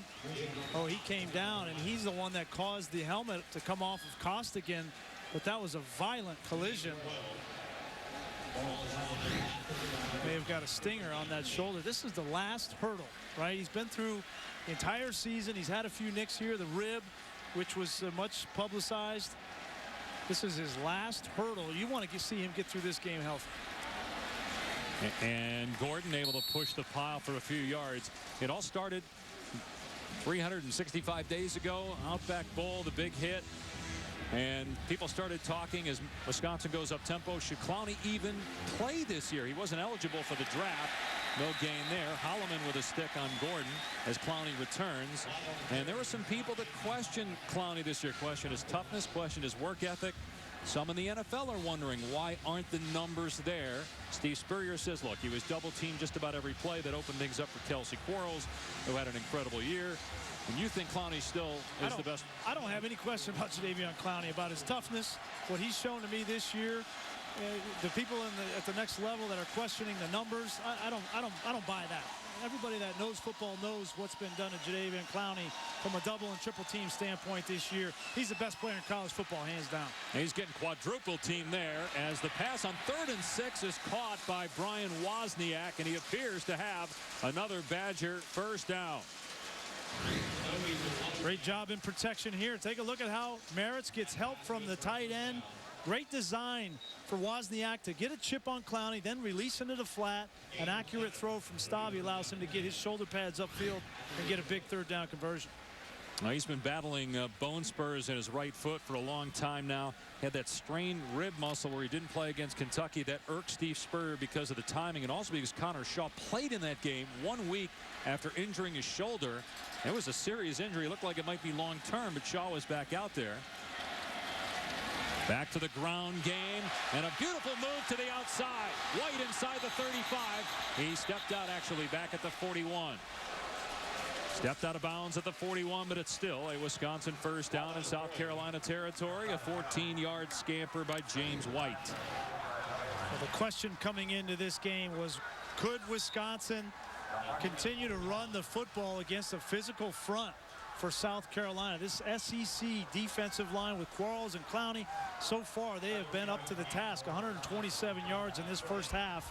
It's been Clement, it's been White and Gordon between the tackles. I think you're going to see more of that the rest of this game. 127 rushing yards for Wisconsin so far. They average 283 a game. Here's Gordon with a hole inside the 30, and then Gordon slipped as he tried to take on Victor Hampton. Ryan Groy, their best offensive lineman. First team all Big Ten left guard with the big block. Well, Lorenzo Ward, the defensive coordinator, deciding to bring some pressure to try to stop this running game. But Wisconsin has the perfect run call away. They don't even have to block 3 defenders on the weak side. And it's 12 yards before Gordon's even touched. Great adjustment for Wisconsin to that blitz from South Carolina. We saw Victor Hampton talking some trash afterwards. Second team all SEC corner. Junior, but likely playing his last game. Going to the NFL. First down inside the 30. Keep it on the ground with White, and Clowney gets him from behind, but it's after a gain of about 6 yards. Are you surprised Wisconsin's been able to run this easily? Well, the biggest surprise to me so far is where's Kelsey Quarles? He's the guy in the middle that has been the run stopper, has been the most valuable. He's not even in the game right now. He's on the sideline with his helmet off, and so Wisconsin's taking advantage, going some up-tempo here, keeping Quarles on the sideline and just gashing him in between the tackles. Here's second down and 4. And they hand it to Watt, the fullback. South Carolina not expecting that. And he gets the first down to the 15. Gain of 7 for Derek Watt. And South Carolina's on their heels right now. You're going to see 3 guys on the outside for the speed sweep. And a nice changeup. Watt doesn't normally get carries on the inside. That could have been a touchdown if Marquise Roberts didn't save that tackle. But Wisconsin right now does not have an answer. They're going outside. Wisconsin's going inside. They're out of sorts. Well, South Carolina doesn't have the answer. Offset eye backfield. Just inside the 15-yard line. Play fake. Stabby going for Abradaris. Throw off target. Hampton in coverage. Right now, South Carolina is tired. Look at the hands on the hips. They're having their will imposed right now by Wisconsin. And if you're Andy Ludwig, don't take your foot off the pedal. Keep running at the point of attack. Challenge their will. They're not used to seeing this type of offensive scheme in the SEC. They're tired, and it's neutralizing pass rush when that play-action pass comes around. Run-pass ratio 2-1. 19 rushes, 9 passes so far. Gordon with 10 carries, 73 yards. Here he is again off right tackle, upended at the 11-yard line, so about 3 there. Jimmy Legree. These corners come up and aren't afraid of contact, and Legree made the hit there. Well, Andy Ludwig decided to take a shot on first down to Abradaris off play action, but he did that thinking that he could run the football 2 subsequent downs and get a first down. But this brings up 3rd and 6 situation where they've got to throw the ball to convert. The guy they love to get the football to is Pedersen, the tight end.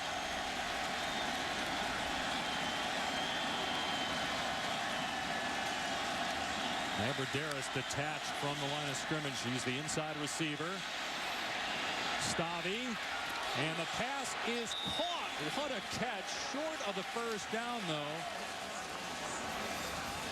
Excellent grab by Alex Erickson, excuse me. Only his 9th catch of the season. He paid for it, but hung on to the ball despite the low hit by the corner Legree. Now it's 4th down, and Wisconsin's going to go for it. Outstanding effort from Erickson there. That's a dangerous play. Obviously, Legree goes low. He doesn't want to go high to get a penalty. But there's no question they're going forward here on 4th and 1. Watt in front of Gordon. So you like this decision? Absolutely. It's Gordon, and he has the first down. It'll be 1st and goal at the South Carolina 3. 47 seconds left in the half. Wisconsin still with 2 timeouts remaining. Now the clock will restart when they set the ball. As you see the Wisconsin training staff looking at Erickson. You'd like to get that play called quickly in the huddle to get up so you can run the ball, have the option to run the ball if you want to. 14th play of the drive. They still have 2 timeouts, so they can run it. And here's Gordon, ran into a teammate, got back to the line of scrimmage, and now the Badgers have to use one of those timeouts. That'll leave them with 1 timeout. Golightly and Lewis team up on the tackle. It'll be 2nd and goal with 22 seconds remaining in the half when we return.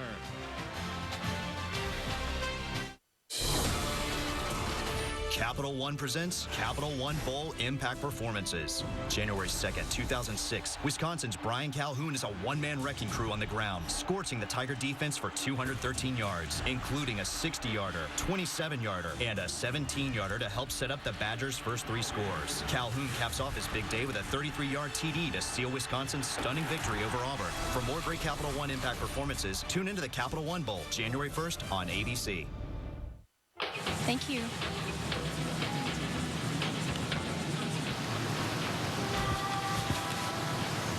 And? We're staying one more day. Unbelievable. How'd you do it? I may have told them Nana Rosie died. Dana, I better update my status. Make the vacation you long for even longer with deals at visitflorida.com. Anthony Bourdain, Ludo Lefebvre, Marcus Samuelsson, and Nigella Lawson will have one taste to decide who cooks and who's just toast. I need a paramedic. The Taste, 2-hour season premiere, tomorrow, 8/7 Central on ABC. It was the night no one will ever forget, except Emily Thorne. You don't know. Revenge, all new Sunday at 9/8 Central on ABC. The 2014 Capital One Bowl from Orlando. Dave Pasch, Brian Griese, Tom Luginbill. 13-7. South Carolina leads. Wisconsin with a 2nd and goal on the 3. Badgers have a timeout. 24 seconds left. What are the options on this play? Well, you can do whatever you want if you're Wisconsin. I think this is a perfect opportunity for play action. You know, we saw the touchdown to Arneson off of play action, but maybe you get the fullback in the flat, Watt or James White in the flat. But you got to think that South Carolina is going to be expecting run. So play action for Wisconsin would have sting. Quarles is in for South Carolina. He was out for most of the drive. And it is play action. Stabby hit by Clowney and throws it away. Clowney got pressure on the quarterback, and now it's 3rd down. You still have your timeout. 19 seconds left in the half. This is a great job by Victor Hampton. They got a little bit of pressure from Clowney. They wanted to throw the throwback screen to the tight end, but Victor Hampton stayed home at his corner spot and took it away. So is that the same play they ran on the touchdown earlier? No, different. They brought the tight end from the other side. It was just well defensed by Victor Hampton. Now here you still have the run game in your pocket because you have the timeout.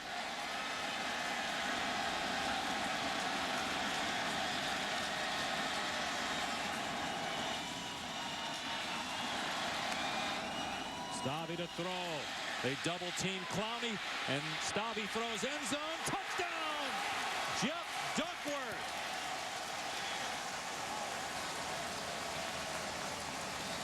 Only his 11th catch of the year, 2nd touchdown. The coaches told us yesterday he would play more today. They liked him against some of these South Carolina corners and hoping he would help Abradaris as the number 2 receiver. Well, give credit on this touchdown to the offensive line for Wisconsin because Duckworth came from the opposite side of the field and gave Stabby enough time to find Duckworth across the field. Their point after is good. South Carolina botched its point after attempt, and the Badgers lead by 1.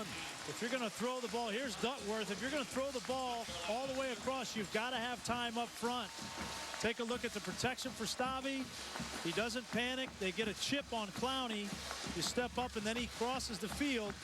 A great job of Stavy finding him in the front of the end zone. Yeah, because Clowney still impacted that play.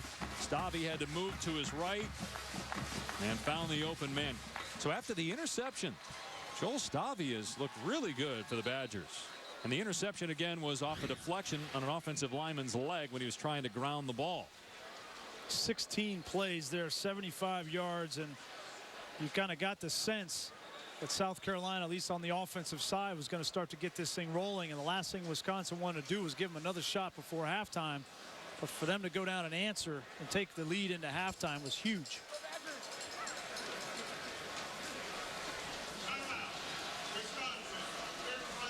Wisconsin just used its final timeout here.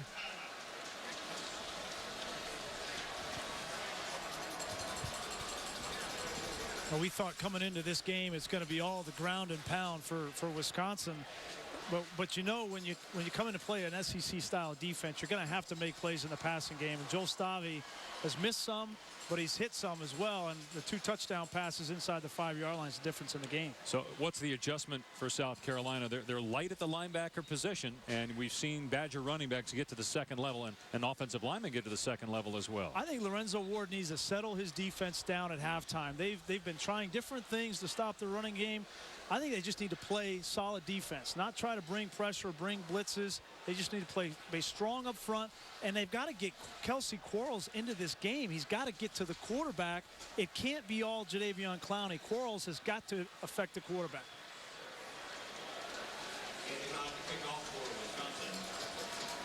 So 13 seconds left.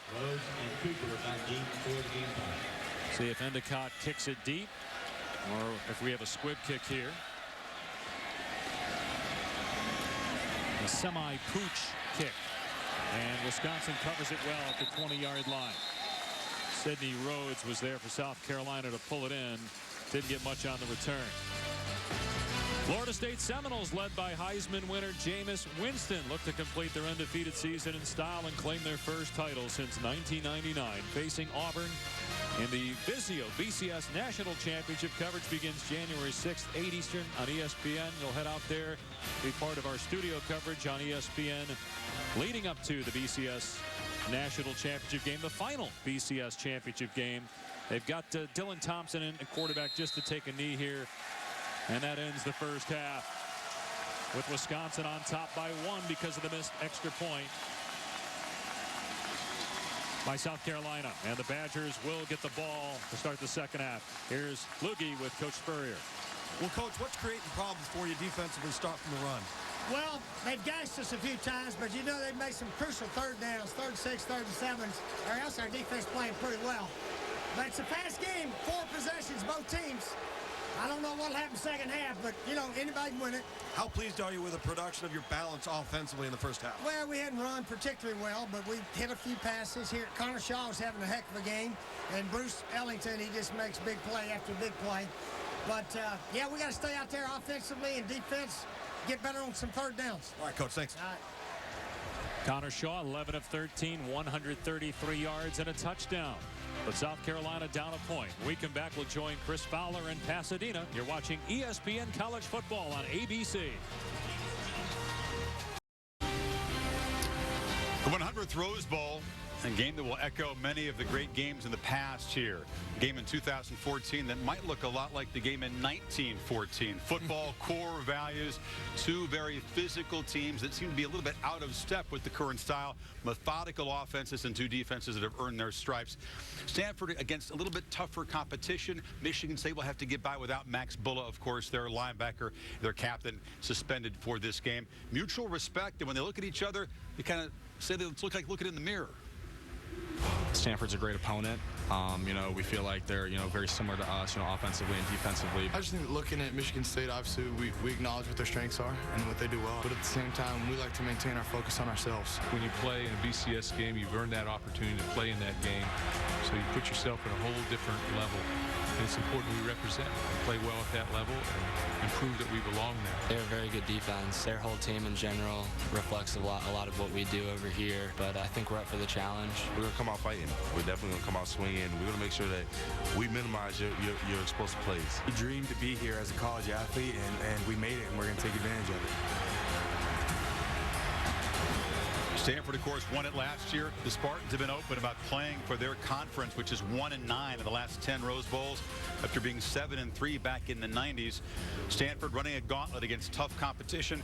Michigan State faced only 2 of the top 40 offenses. Stanford faced 8 of them and held the 7 straight opponents to 20 points or fewer. So 2 quarterbacks, Cook and Hogan, who were efficient but also created big plays, Kirk, in their championship games. Tough, challenging game out there for both quarterbacks today. It is. But I think it's going to be up to the offensive coordinator and play callers to break some tendencies. You have 2 defenses that for 3 weeks have been geared up to stop the run. Both teams want to be physical. Both teams want to run the football, and both teams pride themselves on stopping the run. Because of that, who's going to be the game MVP? To me, the team that wins, it'll be the quarterback that improvises, does enough to kind of keep a play alive, find that open receiver, make a big play when it's available. Whoever does that wins the game, and also whichever quarterback can avoid the mistake. These defenses apply so much pressure. You force a football, it's a tip ball, it's up in the air, and it's a turnover going the other way. The quarterback play will be essential today. Yeah, both defenses say they are willing to defend every blade of grass out there in that beautiful field. Should be a great throwback type game. Different kind of game tonight, the Tostitos Fiesta Bowl, where Baylor and UCF will each play in their first BCS Bowl game. Baylor is the biggest favorite in the BCS Bowl era. UCF, all those come from behind, close wins, only 7 seniors on the roster. Can Bortles and Storm Johnson hang around against Petty and company? Remember, Tevin Reese, the receiver, comes back. They've missed him the last 5 games since he got hurt against Oklahoma. Gives him yet another weapon and more speed for UCF to have to contend with. But George O'Leary's a defensive mastermind. He will have his team playing with a big chip on their shoulder. Chris just said Blake Bortles will make some plays. Storm Johnson, William Stanback. They have good balance. I think the Knights are going to hang around in this football game, but at the end of the day, over 4 quarters, Baylor has just too many weapons and too much team speed, I think, for the Knights. Yeah, few believe that UCF defensively has seen anything like Baylor's attack. But you think the Knights, where they've been so good in the 4th quarter, you think they can hang around and make this a 4-quarter game? I really do. I just think that how many times have we watched that Fiesta Bowl when it looks like on paper it's going to be a blowout, and this team hears about it and how they don't have a chance, and they show up inspired. I think it's going to be up to Baylor to match the enthusiasm that George O'Leary's team will play with, because they're going to go in there. It's going to be an us against the world mentality. Baylor much would have rather played against a team like a Stanford or a Michigan State or an Ohio State or a Florida State or an Auburn, and they're playing UCF. So it's a rare position for Baylor to go in where they're not the underdog, they're the favorite, and they have to be able to handle the pressure that comes along with that. Baylor Bears just a chilling night away at Oklahoma State from a perfect season. You can see coverage of the Tostitos Fiesta Bowl after the Rose Bowl game. Meanwhile, back in Orlando at halftime of the Capital One Bowl, Kirk, your country music fan, Hunter Hayes. I have nothing for you. I have nothing for you on that one. As a Nashville guy, you can't give me a song list? It looks like he's destroying it, though. Doing a great job. All right, we'll see a good second half coming up, and we'll get you back there after this message and a word from our ABC stations. Enjoy. Thank you.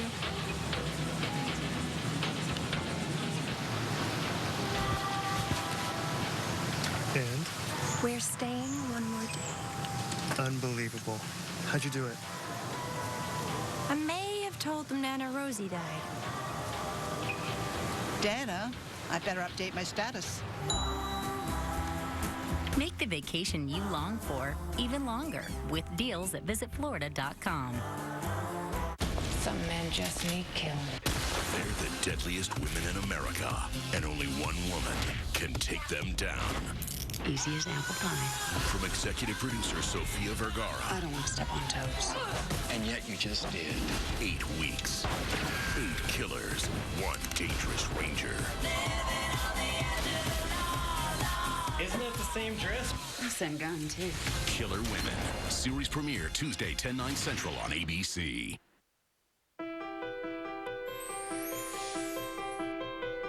The holidays may be coming to an end, but there's still plenty to celebrate with a new Hyundai.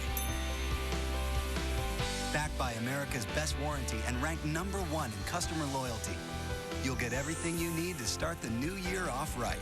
Now during Hyundai Holidays. Hurry in for our best year-end offers. Get 0% APR for 72 months on all 2013 Elantras at Hatfield Hyundai, Reichert Hyundai, Colgan Hyundai, Dennis Hyundai, and Dennis Hyundai of Dublin. The clock is ticking on this holiday season. If only it could be like this forever, baby. Happy Honda Days may be ending soon, but we've still got a lot left to give. So hurry in for a great deal on any new Honda model. Each a 2013 IIHS Top Safety Pick, packed with standard features like Bluetooth and a rear-view camera. Right now, at your Honda dealer. See the difference in local news. ABC 6 News is on your side. Some men just need killing. They're the deadliest women in America, and only one woman can take them down. Easy as apple pie. From executive producer Sofia Vergara. I don't want to step on toes. And yet you just did. 8 weeks. 8 killers. 1 dangerous ranger. Isn't it the same dress? Same gun, too. Killer Women. Series premiere Tuesday, 10/9 Central on ABC. A new year means making new resolutions. I want to spend every moment I can with the things I cherish most. So try not to bother me. And next Wednesday, it also means an all-new middle with an all-new romance. Do not just go around kissing people without... The Middle, all new next Wednesday, 8/7 Central on ABC. This is Capital One Bowl Week.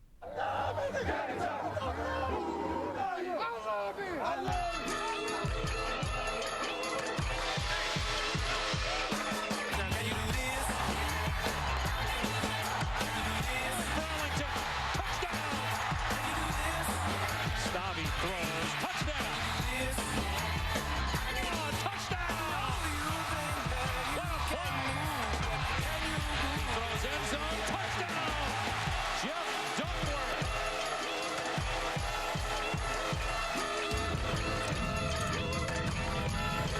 You're watching the 2014 Capital One Bowl. From Orlando, Dave Pasch, Brian Griese, Tom Luginbill at halftime. Wisconsin on top by 1, thanks to a botched extra point by South Carolina. Wisconsin terrific offensively after the interception by Joel Stabby.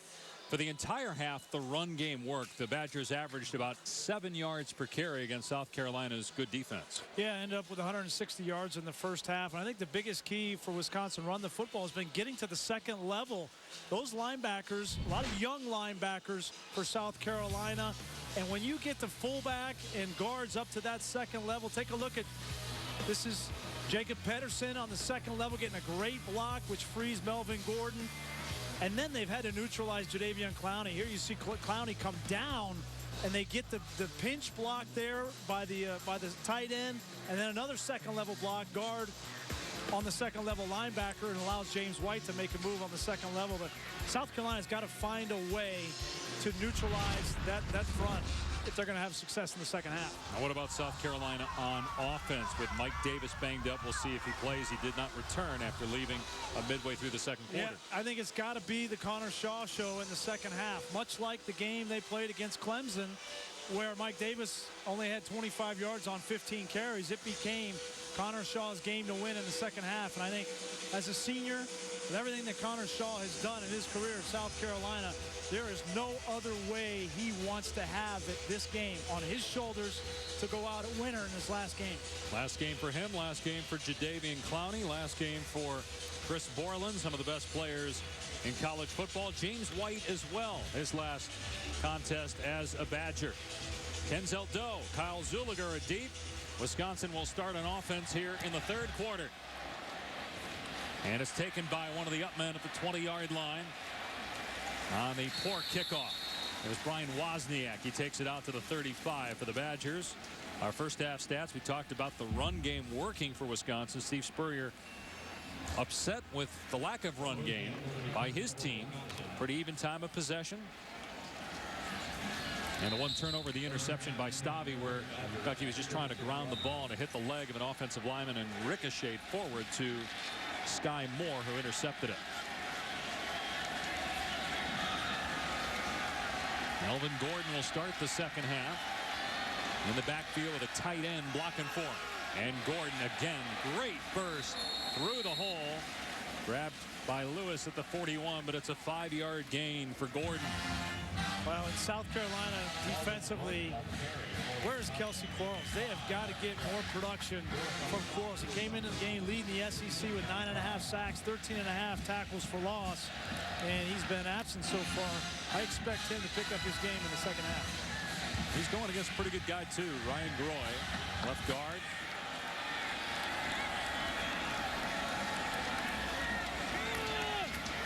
Here's White, and he's got a first down.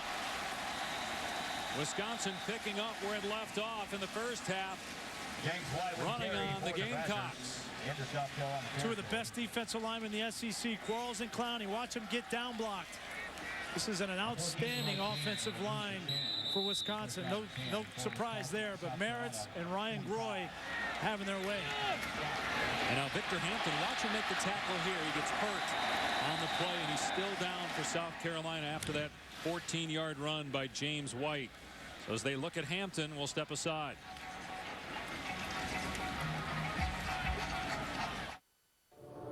We're now in the approach phase. Everything looking good. Velocity 1,200 feet per second. You're looking great, Eagle. Get down, straight. Still looking very good. 1,400 feet. Funny thing happens when you shoot for the moon. That's affirmative. You get there. You're a go for landing, over. The all-new Cadillac CTS, the 2014 Motor Trend Car of the Year. Is it better to be more reliable or less reliable? More reliable. Why? So you can keep your New Year's revolution. A New Year's revolution? Oh, no. What are you going to do? I would have more jelly beans this year. Oh, so it's not much of a revolt, more just like you eating things that are bad for you. Yeah. Okay, I can deal with that. It's not complicated. More reliable is better. Happy New Year from the nation's most reliable 4G LTE network. When I tasted the big juicy steak that's on Applebee's under 550 calories menu, I was all, what the what? Then I tasted the zesty Roma chicken and shrimp, which is also on the under 550 calories menu. And I was like, I can't believe it. Then I told some friends about it, and they couldn't believe how great it tasted either.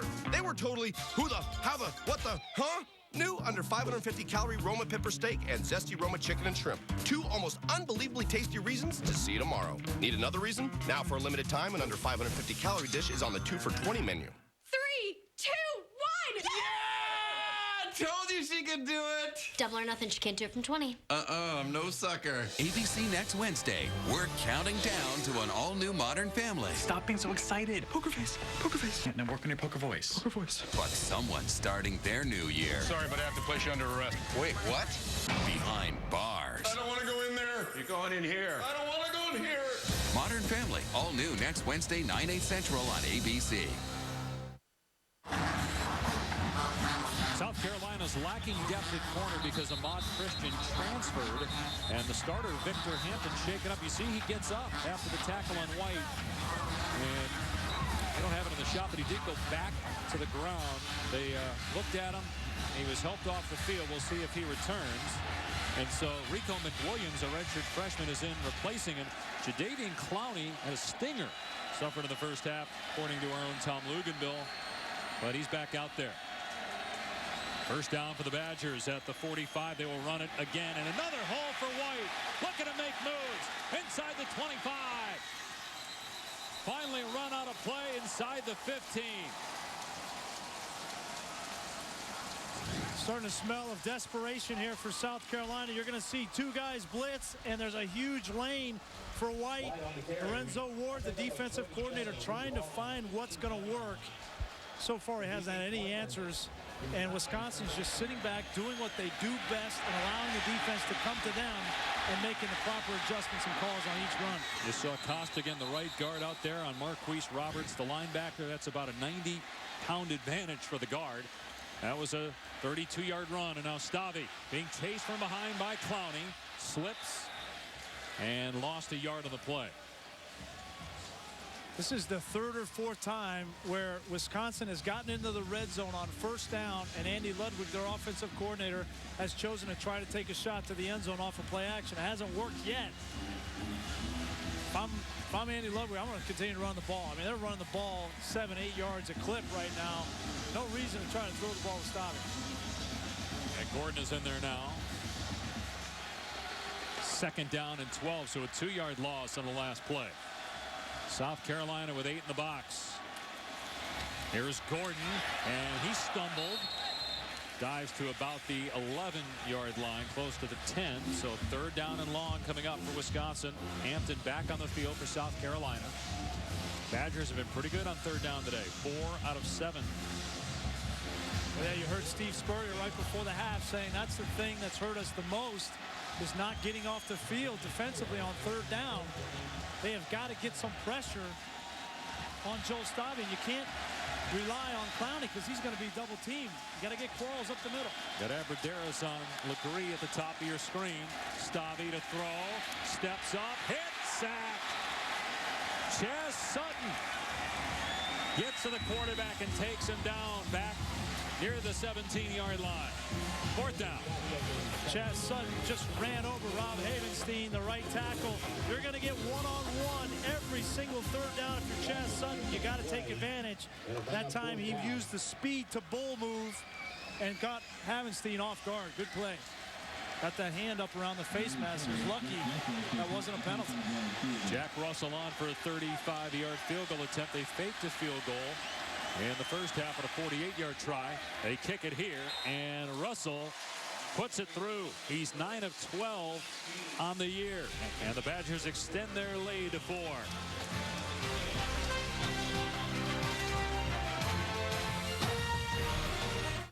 This is the Quicksilver Cashback card from Capital One. It's not the juggle a bunch of rotating categories card. It's not the sign up for rewards each quarter card. It's the no games, no messing around, no earning limit having, do I look like I'm joking, turbo boosting heavyweight champion of the world cashback card. This is the Quicksilver Cashback card from Capital One. Unlimited 1.5% cash back on every purchase, everywhere, every single day. Now tell me, what's in your wallet? Bringing popcorn to game day is like going for a tie. Nobody wins. Introducing Taco Bell's Variety Taco 12-pack. 6 Doritos Locos tacos and 6 classic crunchy tacos. A game day tradition since right now. The Wright brothers started in a garage. Amazon started in a garage. Hewlett-Packard and Disney both started in garages. Mattel started in a garage. The Ramones started in a garage. My point? You never know what kind of greatness can come out of an American garage. Introducing the 2014 Motor Trend Car of the Year, the all-new Cadillac CTS. Ain't garages great? You know where you're going. Getting there is part of the fun. All it takes is a little advice and a lot of planning. A retirement income from Pacific Life can help you live comfortably after you stop working. For more than 145 years, we've been helping people achieve long-term financial security. Learn how to create a retirement income at PacificLife.com. Pacific Life, the power to help you succeed.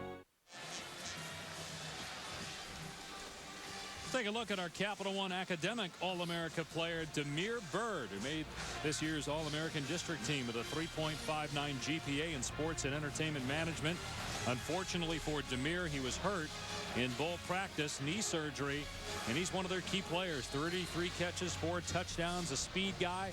Ellington has stepped up, almost 100 yards receiving for Ellington in the first half, but Mike Davis a little banged up.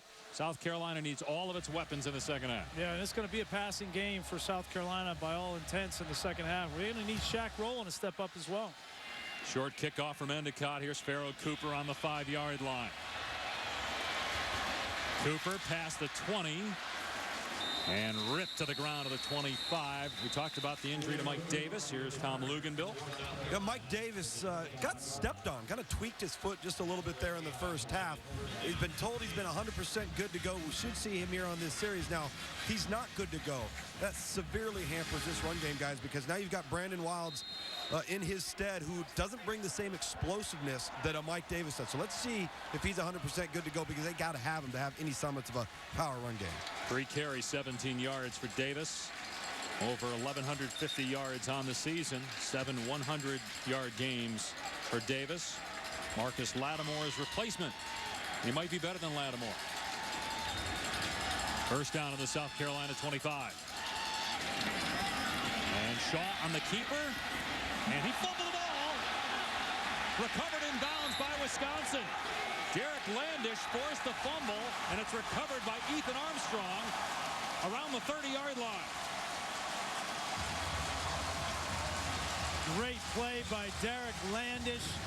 The quarterback, when he runs the ball, defenses are taught to go for the strip because they don't have quite the ball security that running backs do. Great job there by Tanner McAvoy keeping that ball in bounds. Heads up play from the former quarterback. Big turnover. So the Badgers, with their first takeaway, will have it at the South Carolina 31. If you're Wisconsin here, you have to resist the urge to try to throw the ball down the field. Just keep doing what's been working, which is running the ball, pounding it inside. They'll give it to number 25. Melvin Gordon into a wall of South Carolina defenders at the 27-yard line. That's a 4-yard pickup. Gordon comes in, averaging 122 yards per game on the ground.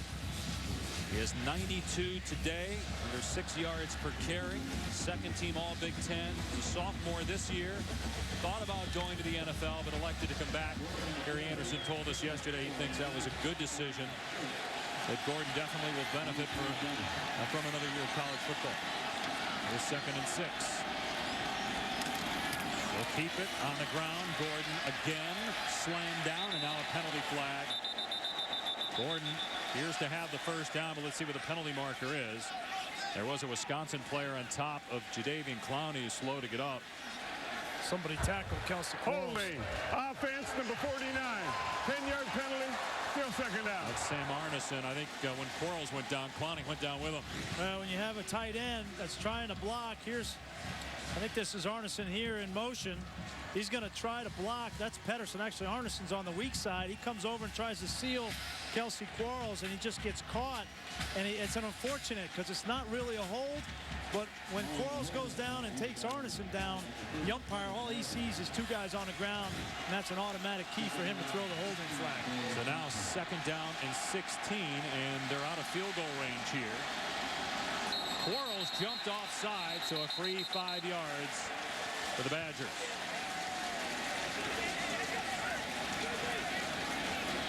Has not played well today after 2.5 sacks in South Carolina's last game. Number 99 enters the neutral zone, causing the offense to react. 5-yard penalty, still second down. Well, he's talking about this being his last game going to the NFL. Well, he finished strong. Steve Spurrier talked glowingly about him when we spoke to him this week. Hasn't been his best day, though. He's an outstanding football player, and as you mentioned before, he's going against a really good player in Ryan Groy, the left guard. Still a lot of football left to play. Early third, 4-point Wisconsin lead. Looking to add to it after the takeaway. Stavy. Abradaris on the catch inside the 25.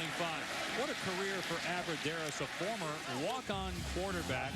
First team All Big Ten 2 straight years. Among the school leaders in all-time receiving yards. Going to the Senior Bowl. He represents what's great about college football. Really a former walk-on, outstanding football player. He's earned his stripes at Wisconsin. He's a guy they might want to look to here in 3rd down, but they're going to go with the Wildcat with James White. This worked in the first half a couple times. White, and he's taken down as Sky Moore, true freshman, who really has come on. ended up leading South Carolina in tackles. Going to be a good linebacker. And South Carolina made the stop. It's 4th down, and here comes the field goal unit. Well, finally, South Carolina gets a linebacker to make a play, but Sky Moore wasn't blocked on the play. It was an easy play for him. Where they've struggled is these linebackers, Moore, Sherrod Golightly, T.J. Holloman. When they get blocked by Watt and these offensive guards, it's been a tough day. 43-yard attempt. Russell hit from 35 earlier. And this one is no good, wide to the right. So South Carolina holds after the turnover inside its 35-yard line.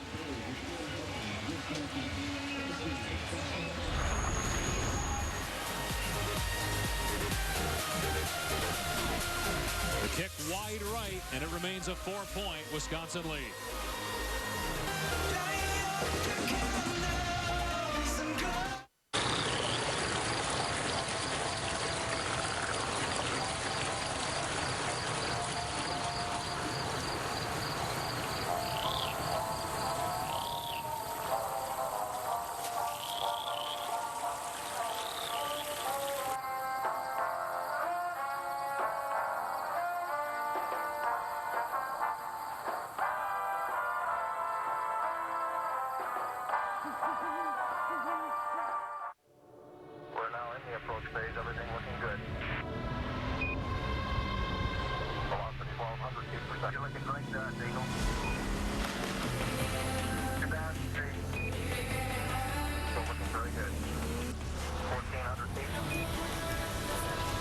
Funny thing happens when you shoot for the moon.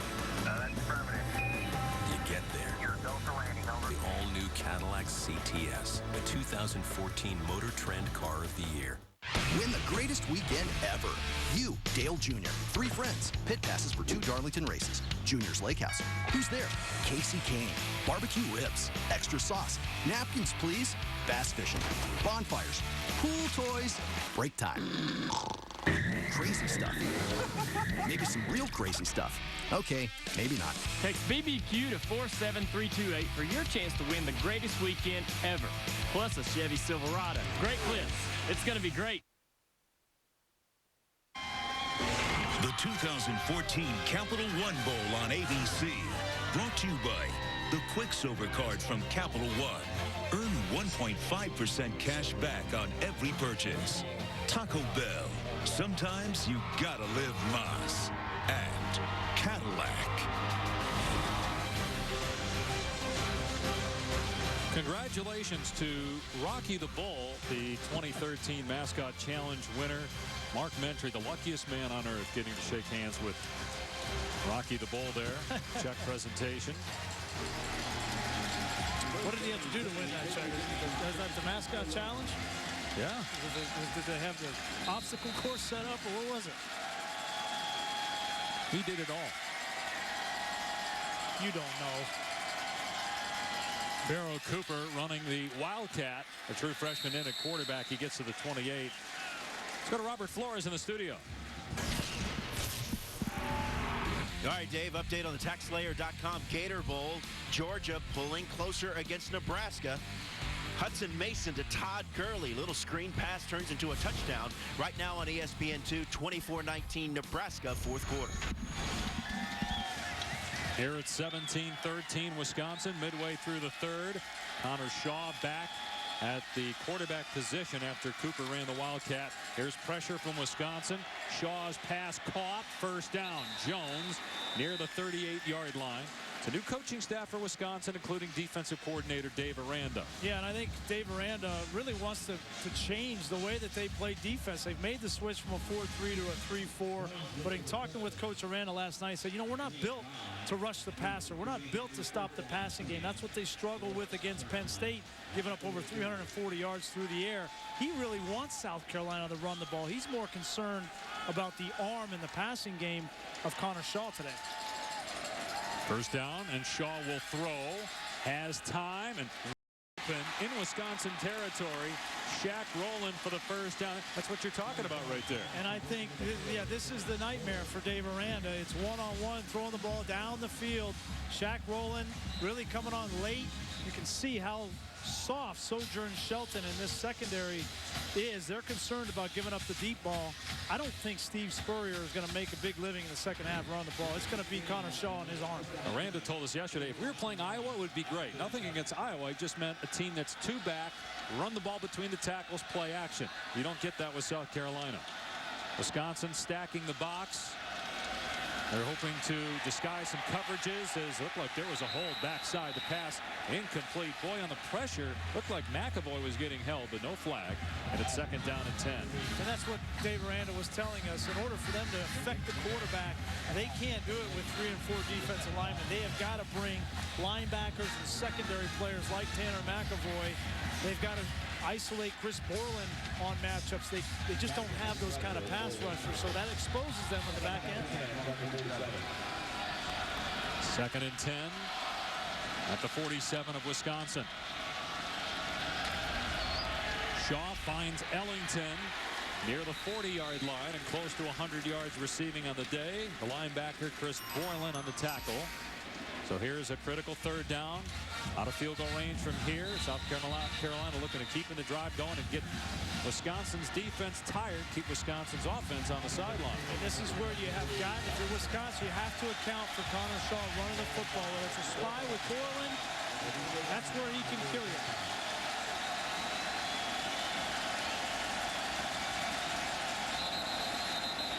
Penalty flag down. Wisconsin trying to confuse and cause a false start. May have done just that. Offense, number 67, 5-yard penalty, still 3rd down. They show like they're bringing the inside backers, then you see somebody come from the outside. That forced movement, so. They wanted to try to confuse Connor Shaw as best they could in this game. They didn't want to allow Shaw to check at the line of scrimmage or Steve Spurrier to check from the sideline. And so the plan coming in for Wisconsin on defense was to disguise and try to devise ways to get to the quarterback. That time they confused the right guard, Ron Patrick. Tough to confuse the senior quarterback starting for his 32nd time. There comes both safeties, and then you see Muldoon come into the backfield. Another false start. Boy, both safeties. Boy, Robinson. False start. Offense, number 53, 5-yard penalty, still 3rd down. And the Wisconsin crowd here in Orlando going nuts, as are the players on the Badger sideline. Yeah, here he is right here. And both safeties are going to come. He saw it. He wanted to get out of his stance to block Muldoon. Having mental breakdowns now on the offensive side. Connor Shaw, as that senior leader, has got to settle them down. Make sure that they have their assignments correct. Is that the weakness of South Carolina, that offensive line? You know, I think it is because they've been so good at the skill positions. They've been their weakness in the run game specifically. Now it's 3rd and 15. Shaw in trouble. Gets away from one man, dumps it off complete. Wilds tackled in the open field by Beagle, short of the 1st down at the 44-yard line. It was Landish in the backfield that got to Shaw first. And now what do you do? 4th down at about 6. Do you go for it here? Shaw still on the field. This is that gray area of the field, 44-yard line where Steve Spurrier, he knows, listen, the best player on my team, most consistent player on my team has been number 14. I'm going to give him a chance to make a play here, and if nothing there, I know he can use his feet to get me a 1st down. They have to get to the 37-yard line. 4th down. Shaw with time. Tipped, caught. Ellington pulled it in somehow at the 22. The pass was off the mark, but Bruce Ellington with a whale of a play. Second huge catch from Bruce Ellington. This is undoubtedly SportsCenter top 10 material to tip that ball, to flip his hips, and just get a hand on it in that concentration, get his feet in bounds on a 4th down play, down 4 in the second half. What a play by that young man. 22-yard pass play. Ellington has been their best offensive weapon today. They run Sean Carson here. He doesn't get much. Bo Allen and Borland team up on the tackle after a gain of 1. That type of play by Ellington, even though it's not a touchdown, that could potentially be a game-winning play. Allow them to convert on 4th down. It doesn't give Wisconsin the ball near midfield, and now they keep that Badger offense on the sideline for more time. Well, that ball wasn't very well thrown. It was thrown behind him. Ellington was open. If the ball was put on the sideline, just a great adjustment. Ellington, as Coach Spurrier said right before halftime, all he does is make big plays for South Carolina. 2 Sparks stars, starting point guard of the basketball team. Wisconsin coming after Shaw here. Shaw going for Ellington again. He got it. Is he in? Touchdown! Ellington again, and a great throw by Connor Shaw. 22 yards. Carolina back on top.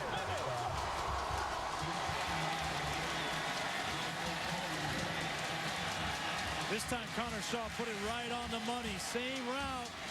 Great footwork. Tippy-toe around the pylon by Bruce Ellington. Great recognition from Connor Shaw to see he had one-on-one man coverage. Ellington on the safeties, Desmond Southward. Easy pitch and catch for the touchdown. And clearly a touchdown as you looked at Ellington's feet there. Skip inside the pylon. And now the extra point.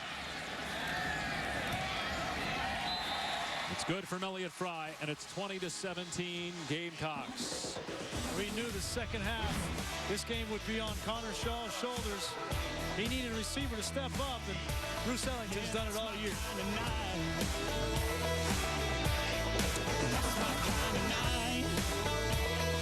As a business owner, I'm constantly putting out fires. So I deserve a small business credit card with amazing rewards. With the Spark Cash Card from Capital One, I get 2% cash back on every purchase every day. I break my back around here. Finally, someone's recognizing me with unlimited rewards. Meetings start at 11, Cindy. Get the Spark Business Card from Capital One. Choose 2% cash back or double miles on every purchase every day. What's in your wallet? I need your timesheet, Larry! The Wright brothers started in a garage. Amazon started in a garage. Hewlett-Packard and Disney both started in garages. Mattel started in a garage. The Ramones started in a garage. My point? You never know what kind of greatness can come out of an American garage. Introducing the 2014 Motor Trend Car of the Year, the all-new Cadillac CTS. Ain't garages great? There's no such thing as no man's land to me. A man just needs a place where he can be wild and free. 10 calories.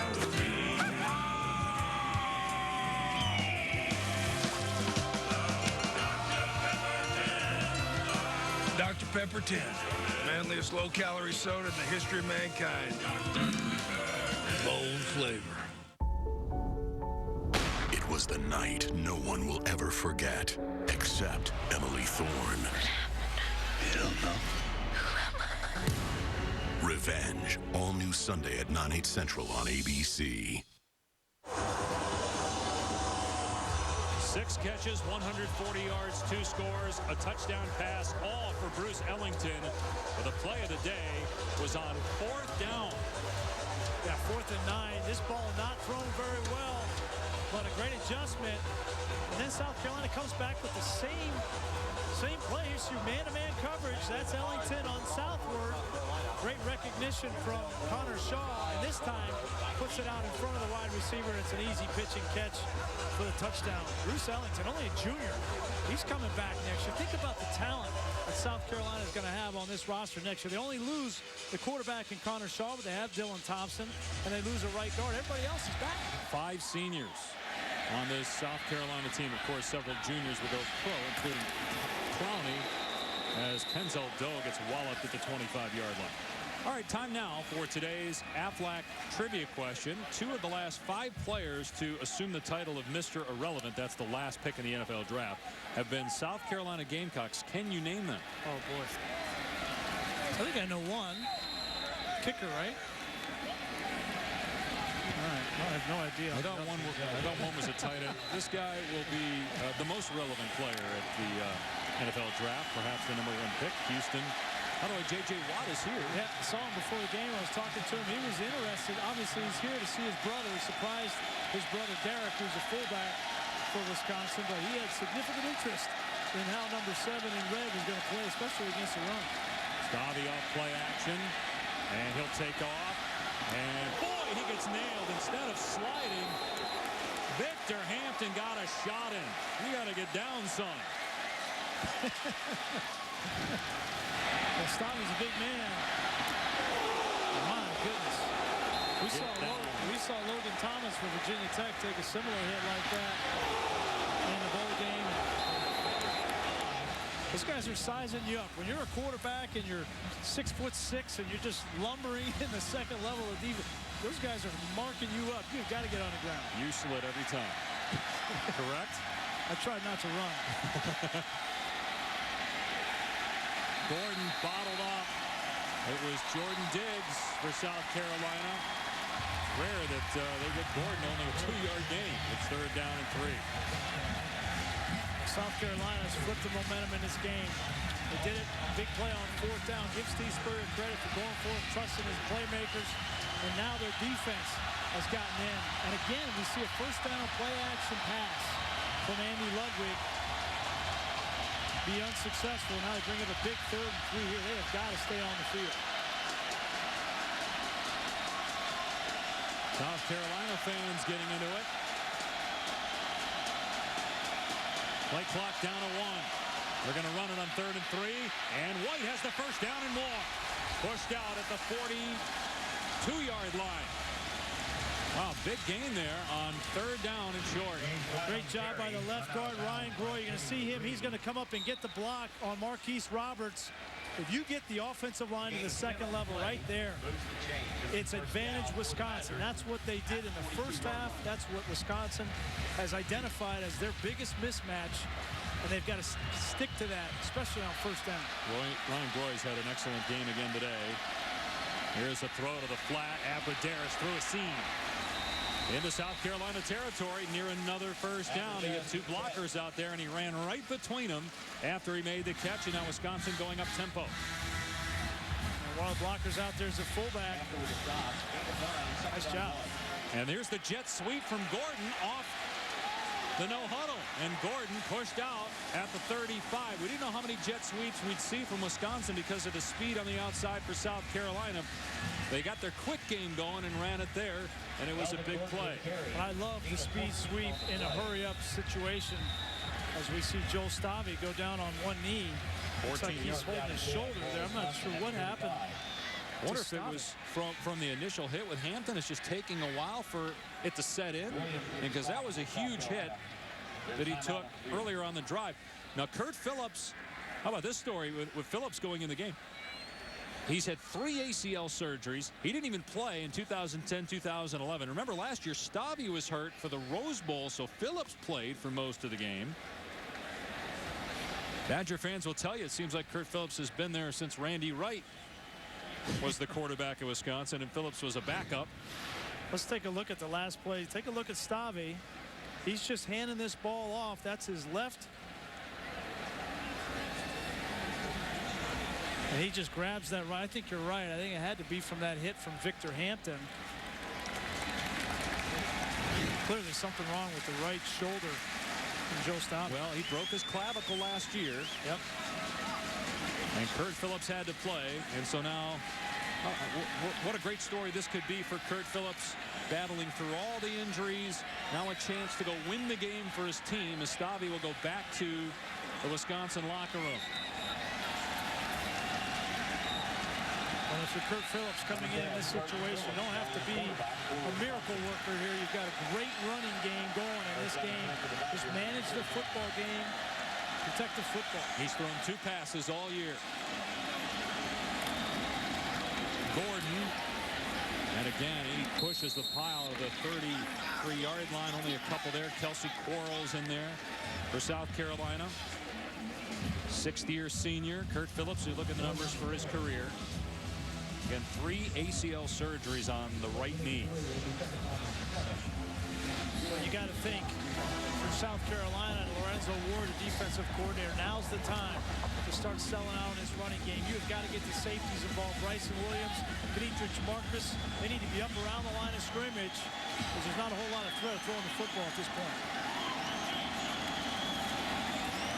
It's Gordon again. And look at his patience waiting for the center, Dan Bolts, to get out there on his man. And Gordon comes up just short of a first down. So it'll be 3rd down and short when we start the 4th quarter with South Carolina on top by 3, 20-17. The Capital One Bowl will continue after these messages and a word from our ABC station.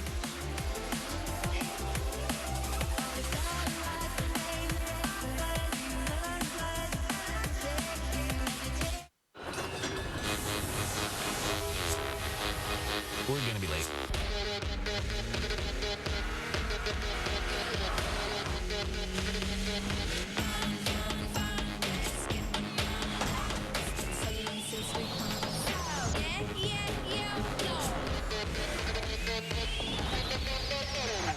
Oh, are we early?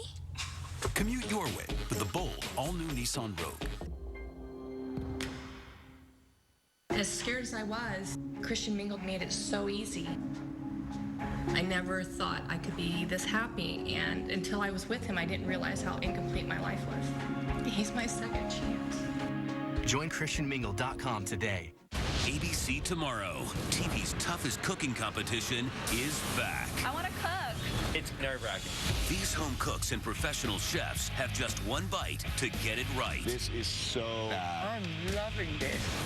4 culinary superstars will decide who cooks. You can win this game. And who's just toast. This guy, I would have fired him. I need a paramedic. The Taste, 2-hour season premiere. Tomorrow, 8/7 Central on ABC. It's time to ring in the new year right at your Buick dealership. Make your resolution to join the thousands of people every month who are switching to Buick's innovative technology, design, and luxury.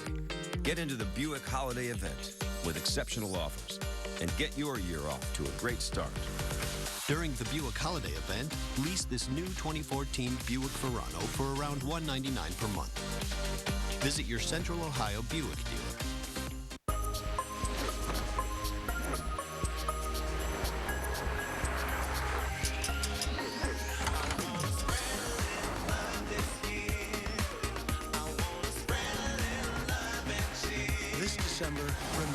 You can unwrap craftsmanship, inspiring capability, and some of the best offers of the year on our most versatile luxury utility vehicles at the Lexus December to Remember sales event. See Germain Lexus of Dublin and Germain Lexus of Easton.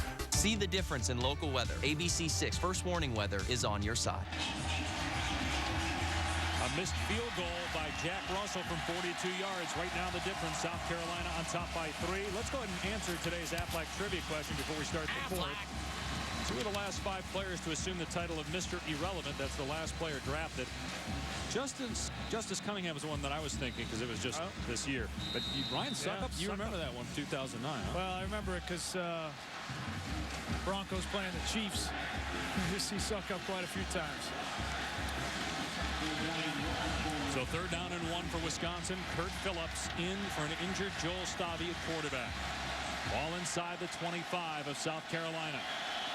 The Gamecocks with 10 guys around the line of scrimmage. Here's Gordon. And Gordon appears to be short. The Dietrich Marcus on the stop. 4th down. From here, it's about a 42-yard field goal. That's where Russell missed from in the 3rd quarter. You going on 4th down? Yeah, I think based off of that miss earlier in the game by Jack Russell, the way that they've been running the football, best unit on this Wisconsin team today has been this offensive line up front. Give the ball to James White, Melvin Gordon inside the tackles. Trust your offensive line. It is Gordon behind Derek Watt. 4th down and a yard. Again, 10 men in the box for South Carolina. And it's Gordon, and he will not make it. Sherrod Golightly was there first for South Carolina. A great stand by the Gamecocks.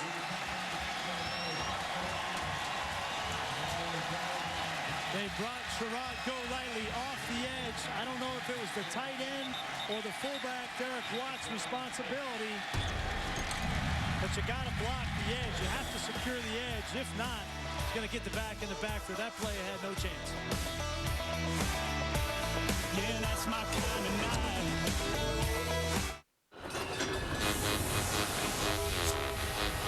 We're gonna be late.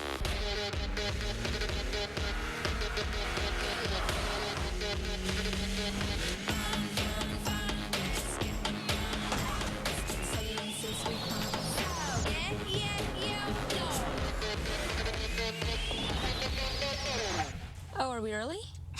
Commute your way with the bold, all-new Nissan Rogue. This is the Quicksilver Cashback card from Capital One. It's not the juggle a bunch of rotating categories card. It's not the sign up for rewards each quarter card. It's the no games, no messing around, no earning limit having. Do I look like I'm joking? Turbo boosting heavyweight champion of the world!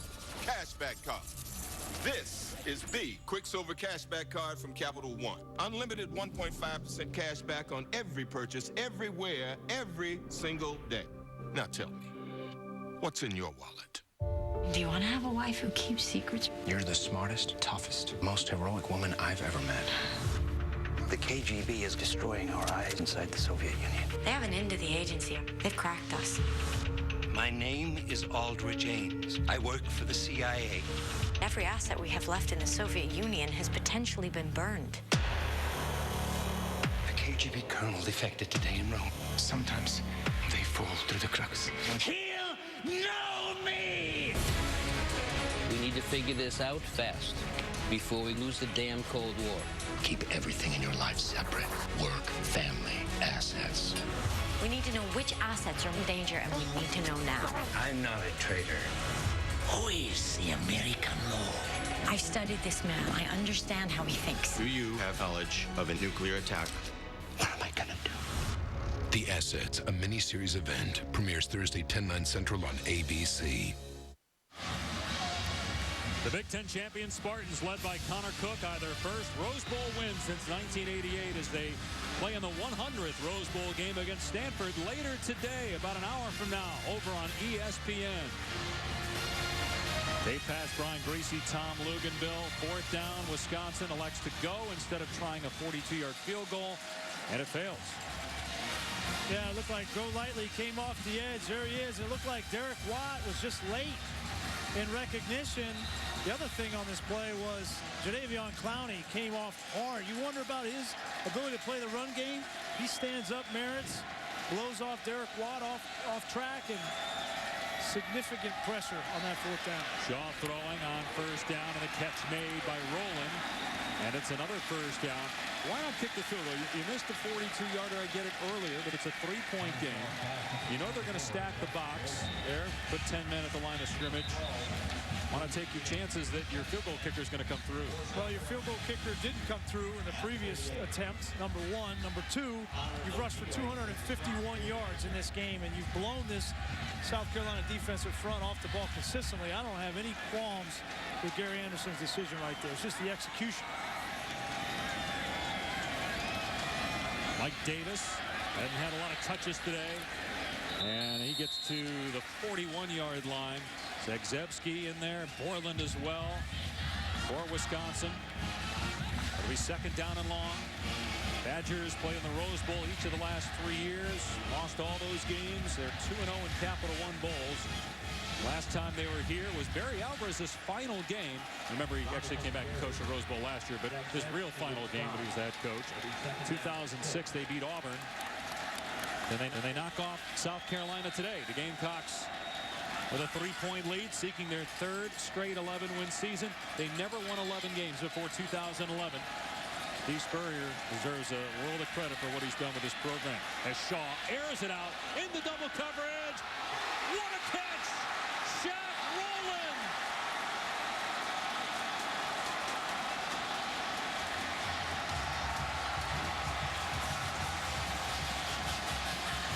Hello!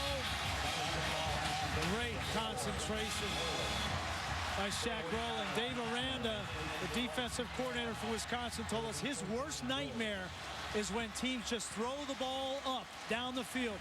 That's how Allen Robinson had over 100 yards receiving from Penn State.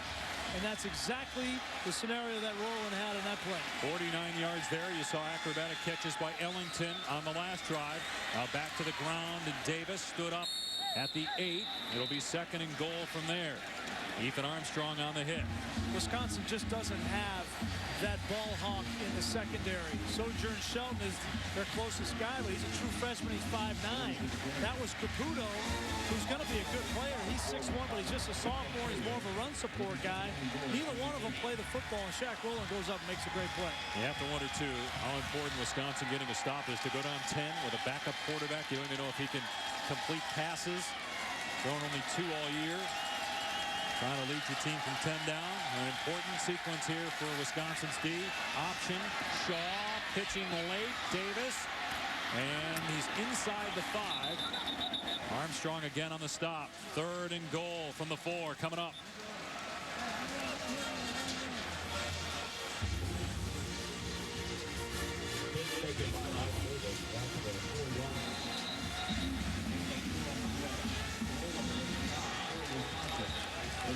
What a start to 2014. Got a great day, a great weekend of college football on ABC and ESPN.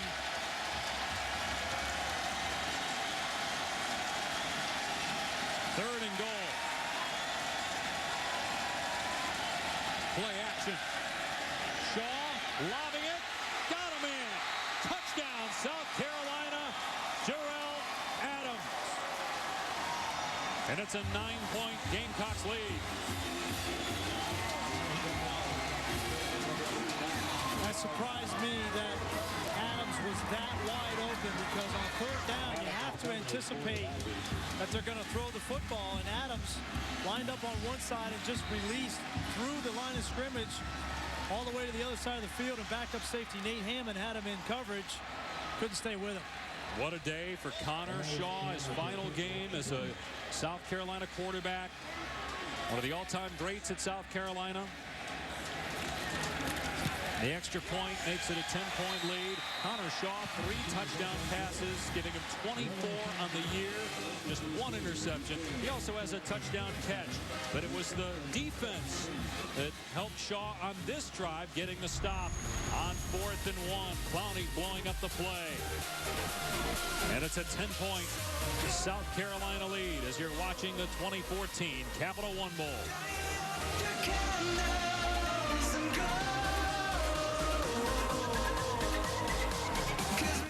This is the Quicksilver Cashback card from Capital One. It's not the fumbling around with rotating categories card. It's not the getting blindsided by limits card. It's the no game playing, no earning limit having, keep bomb throwing, give me the ball and I'll take it to the house cashback card. This is the Quicksilver Cash card from Capital One. Unlimited 1.5% cashback on every purchase, everywhere, every single day. So let me ask you, what's in your wallet? I'm a cheap bungee cord. This guy bought me at the gas station. Perfect for holding down the lid on a box of sweaters. But 800 pounds of tailgating gear? Nah. If you have cut rate insurance, the biggest hit of the day could be to your wallet. So get an Allstate agent and be better protected from mayhem, like me. Mayhem is everywhere. Are you in good hands? We're gonna be late.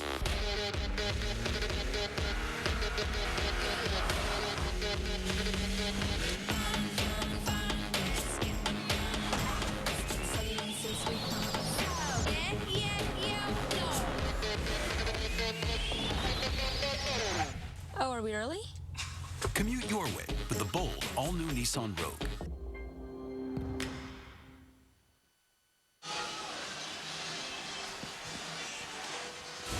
This telecast is available in high definition. Brought to you by Vizio. South Carolina fans, the Gamecocks kick off the 2014 regular season at home against Texas A&M exclusively on the SEC Network. Go to secnetwork.com and request the network from your TV provider. What a way for Johnny Manziel to go out. Wasn't that a great game against Duke? last night. Who's going to play quarterback? That'll be an interesting opening matchup between A&M and South Carolina. Who's going to play quarterback for the Aggies? And where is Johnny Manziel drafted? Yep. In the spring. I think he did nothing but help himself in that game last night. Throwing the ball down the field, the accuracy that he threw the ball with. He just needs one GM to take a chance high. Here's Kenzel Doe on the return. Across the 25, and Doe! Past midfield! Breaks the tackle! Exactly what the Badgers needed! A kick return for a touchdown!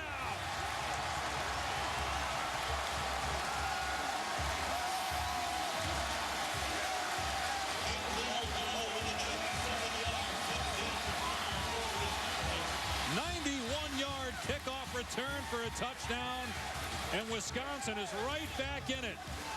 Their starting quarterback is hurt. Their backup, Kurt Phillips, has not played a lot this year, although has a lot of experience. They needed a spark, and they just got it in the return game.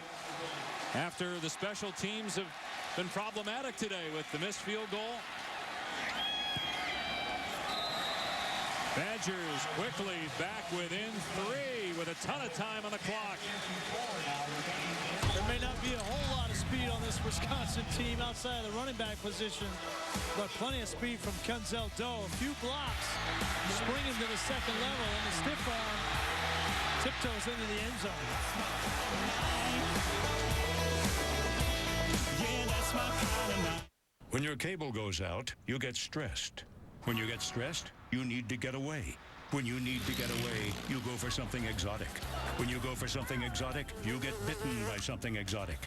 When you get bitten by something exotic, things swell up. When things swell up, you can't go home.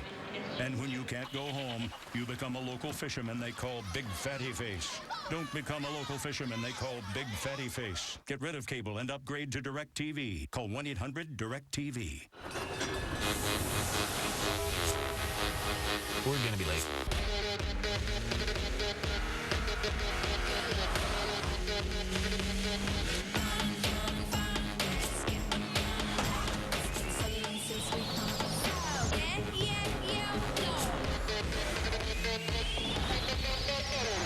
Oh, are we early? Commute your way with the bold, all-new Nissan Rogue. Tuesday, America's only defense against the strange and unexpected returns. Don't touch Lola. Marvel's Agents of S.H.I.E.L.D. All new Tuesday at 8/7 Central on ABC. The Goldbergs is one of the best comedies of 2013. I will fight anyone who says otherwise. And Tuesday, it's all new. And you can chat live with the stars while you watch. They just make the picture bigger. All new Goldbergs, Tuesday, 9/8 Central on ABC. You're watching the 2014 Capital One Bowl. A thrilling game here in Orlando. South Carolina's lead cut to 3 on a kick return for a score by Wisconsin. That was great design. We don't often talk about the design of kickoff return blocking, but what they're going to do is they're going to double team number 3 right there. He's the man responsible for the lane that Doe is going to run through.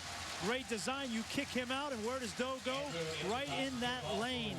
Great design by Wisconsin, who identifies the way that South Carolina likes to cover kicks and kicks out number 3 with the double team.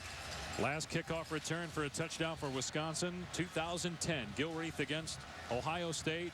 Doe, a 91-yard return to pull the Badgers within 3, and now Endicott will kick off. Pharaoh Cooper, a dangerous return man for South Carolina.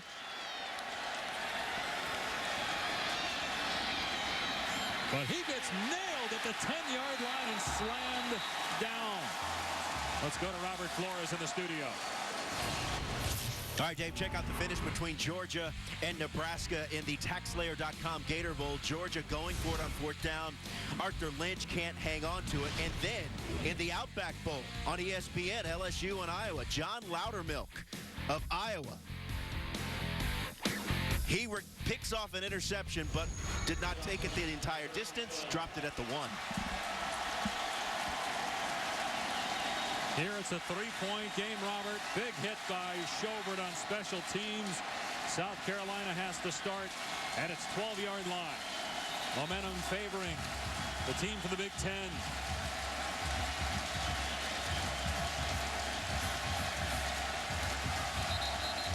Worst starting field position of the day. South Carolina late getting Pharoh Cooper, the 11th man on the field. The play clock is at 12. The Gamecocks may have to burn a timeout here. That play clock's at 5 now. They bring Ellington in motion.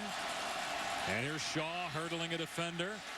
And up to the 18. Let's check in with Tom. Well, Joe Stave, the Wisconsin quarterback, finally brought out of the locker room with what they're calling a shoulder strain at this point. They just wanted to examine him, take some time. He is out of the game. And as you guys have mentioned, with Kurt Phillips, limited reps.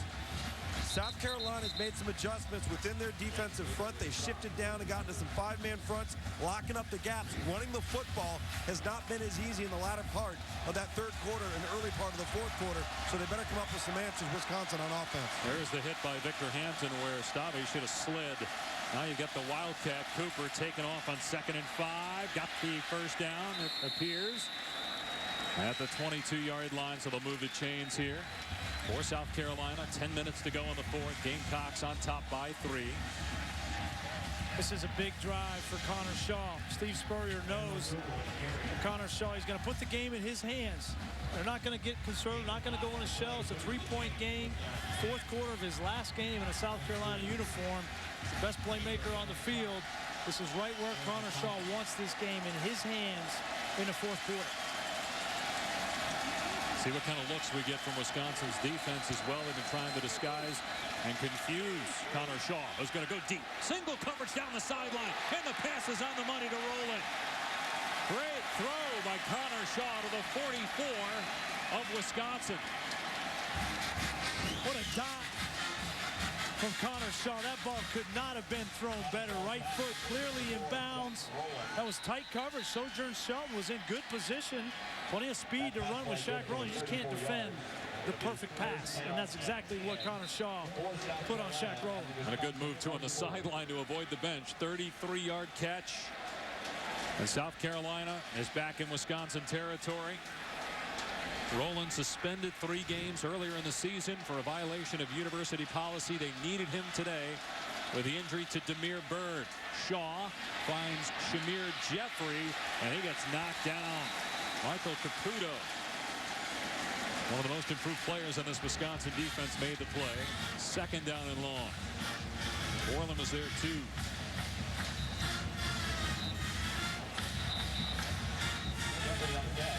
I don't know what's going to happen after this game for Connor Shaw in the NFL. I know he wants to go to the NFL and have a chance. I think he'll get his chance, but certainly he can look back on his career at South Carolina and say, I did everything I possibly could for my team and laid it all on the line. Shaw to throw again, steps up to run. He's got Green in front of him, heads for the sideline, and great footwork to get the first down. Think about it, Connor Shaw has never lost at home. And over the years, Steve Spurrier, as there's an injured Badger, Steve Spurrier, there'd be times where he would pull quarterbacks in the middle of drives, but there's a trust with Connor Shaw. It's hard to start 32 games for Steve Spurrier, and it's hard to win 26, maybe 27 of those 32. But Shaw has done that. Back in a moment.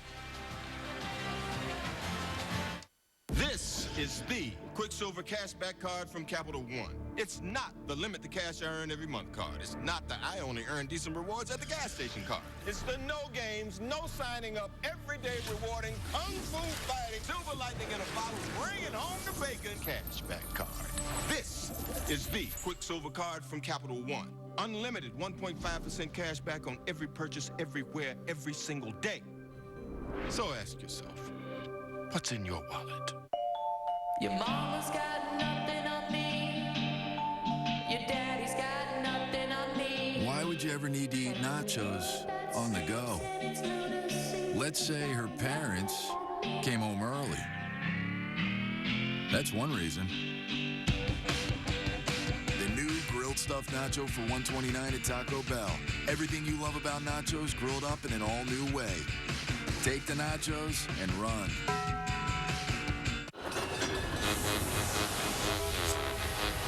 We're gonna be late.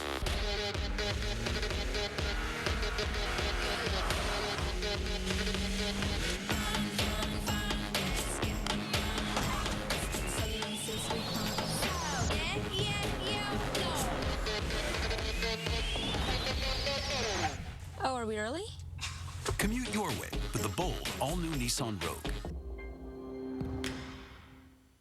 They're the deadliest women in America, and only one woman can take them down. Easy as apple pie. From executive producer Sofia Vergara. This is gonna be fun. Killer Women, series premiere Tuesday, 10/9 Central on ABC. The 2014 Capital One Bowl on ABC. Brought to you by the Quicksilver Card from Capital One. Earn 1.5% cash back on every purchase. Allstate Insurance, proud supporters of college football. Are you in good hands? And Nissan, premier partner of the Heisman Trophy.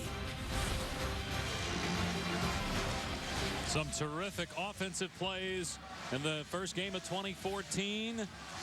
Tonight, should see some good offense as well as Bryce Petty battles Blake Bortles, Baylor, and Central Florida. And the Tostitos Fiesta Bowl at 8:30 Eastern on ESPN. Of course, the Rose Bowl on ESPN. Stanford, Michigan State in about 45 minutes. Here, South Carolina clinging to a 3-point lead. Connor Shaw today 7 completions of 20 yards or longer. Almost a perfect game for him. 3 passing touchdowns, a touchdown catch. He'll hand it off here. Davis is loose in the secondary. To the 20-yard line, a 14-yard run. Just when you start worrying about Connor Shaw, you're going to get the inside zone to Mike Davis. They have 2 guys on the outside. Caputo, the safety number 7, worried about the perimeter run with Connor Shaw, and Mike Davis, the sledgehammer inside. Difficult to stop.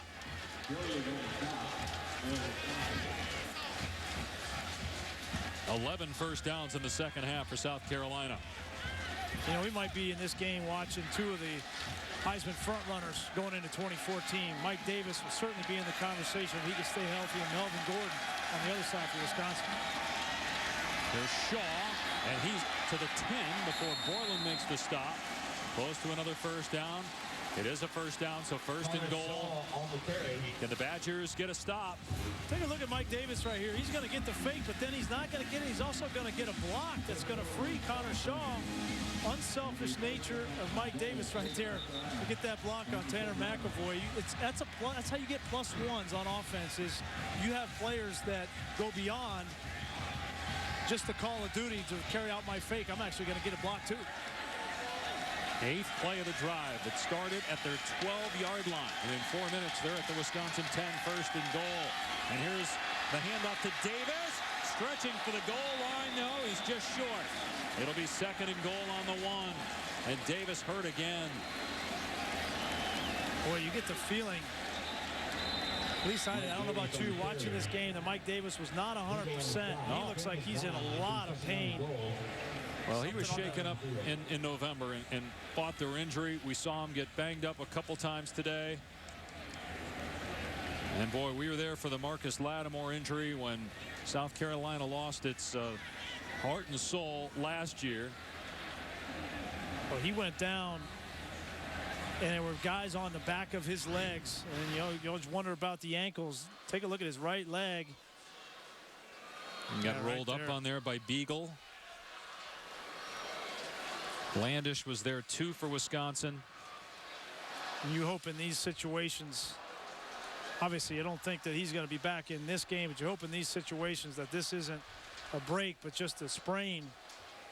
But clearly that right ankle got rolled up on. Such an outstanding talent and such a great kid who burst onto the scene. Really, we didn't know anything about Mike Davis coming into this football season. And as you said, through the first 8 or 9 games of the year, he was the best back in the SEC, hands down. I'm going to shake it off. He might be back in this game. Has to sit for at least 1 play because of the injury. Brandon Wilds will replace him. We'll see if Davis can return. Got stepped on in the first half, was out for the remainder of the half, but came back early in the second half. And you saw Chris Borland, the linebacker for Wisconsin, come up and give him a pat on the back. Great sportsmanship from the middle linebacker. He's that kind of guy you want to have on your team. He's going to hit you as hard as he possibly can in the hole, but he's going to help you up after he knocks you down. Can he make a play here? For Wisconsin to go down 10, you can't keep relying on kick return at some point. Got to get a stop. Keep it a one-possession game as we near 6.5 to go. Connor Shaw, quarterback sneak. Borland did make a play. He got Shaw from behind, wrapped him around. The ball may have come out as well. Hard to tell, though, in that pile whether it came out.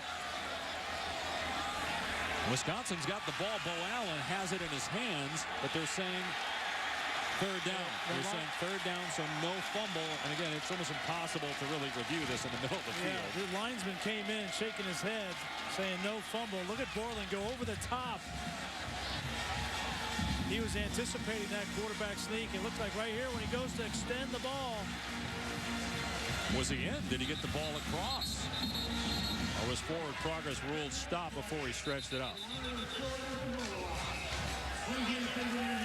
So they're going to look at this here to see if he got in.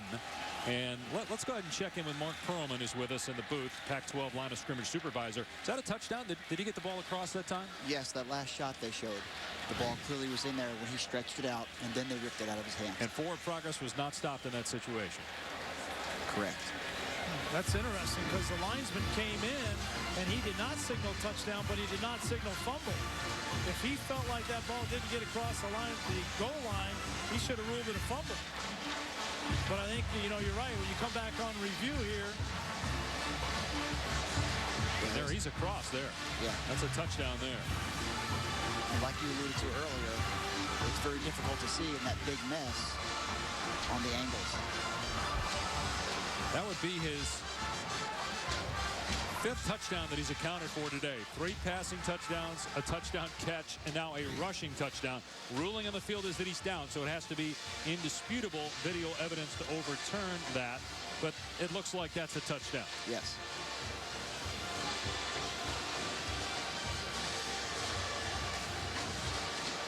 And if that's the case, that puts Wisconsin down 2 scores with 5:48 on the clock and their backup quarterback in the game. And you wonder, can they run the ball? Can they continue with their offense of running Gordon and White if you get down 10 points? Or do you have to say, Kurt Phillips, you know, I know you've thrown only a couple passes, but hey, you're going to have to go out and sling it.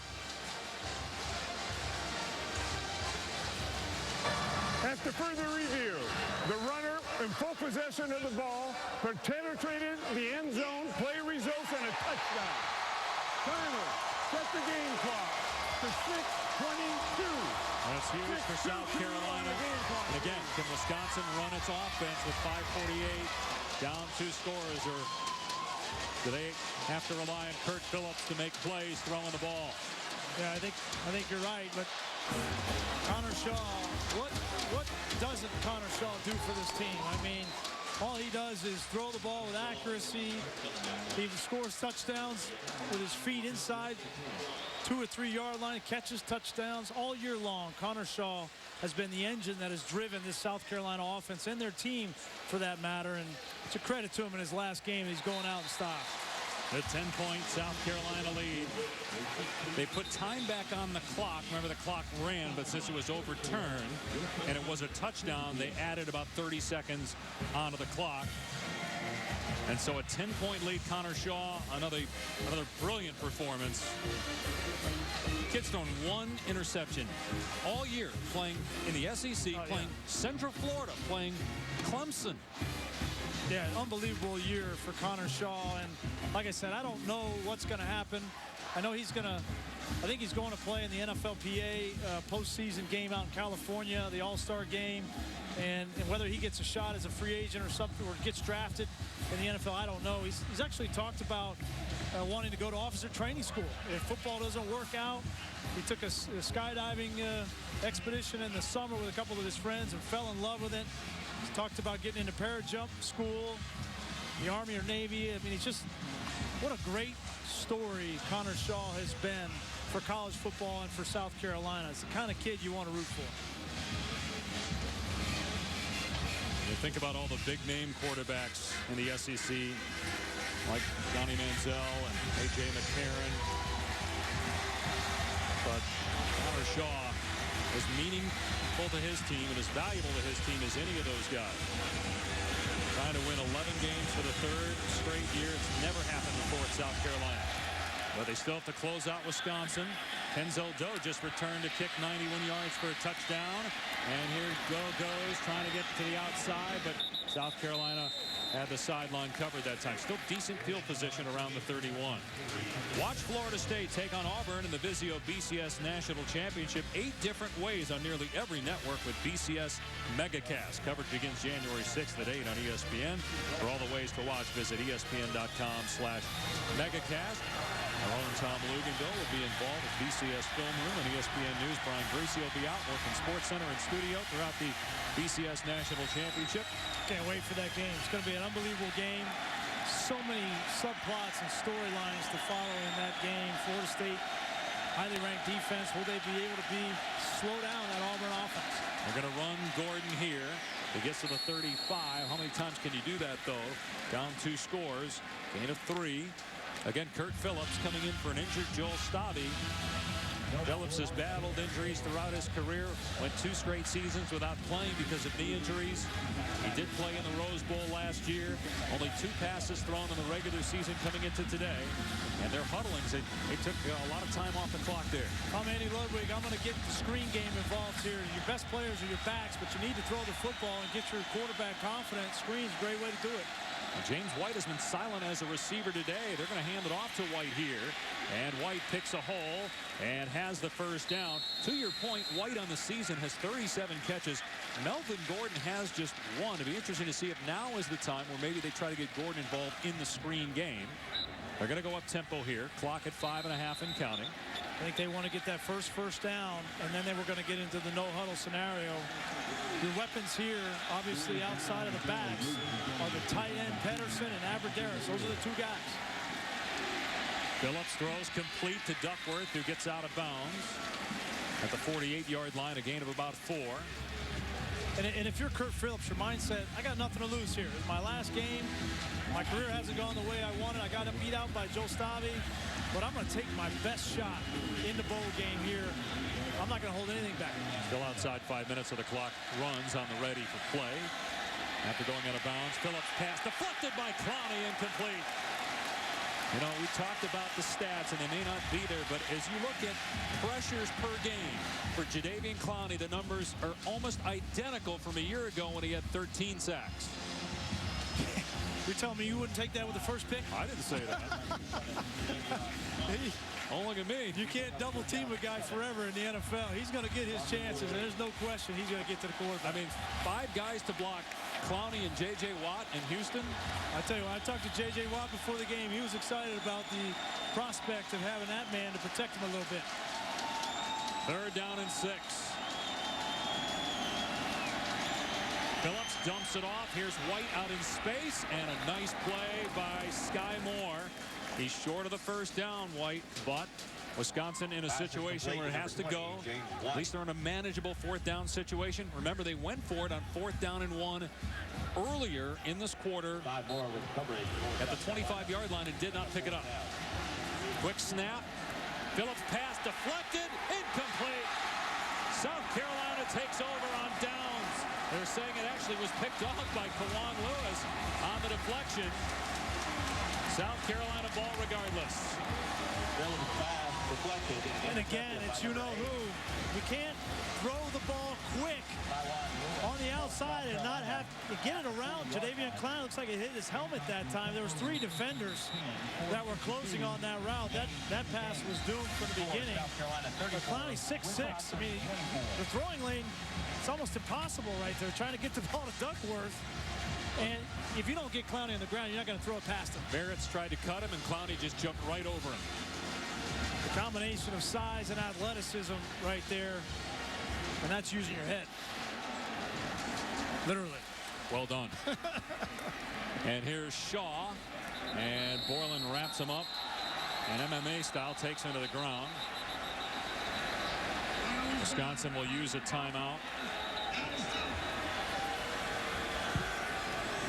So likely the final time that we will see Jadeveon Clowney. And I know the guys, Reese, and then on SportsCenter, Scott Van Pelt, John Bucharest last night talked about the legacy of Johnny Manziel winning a Heisman Trophy.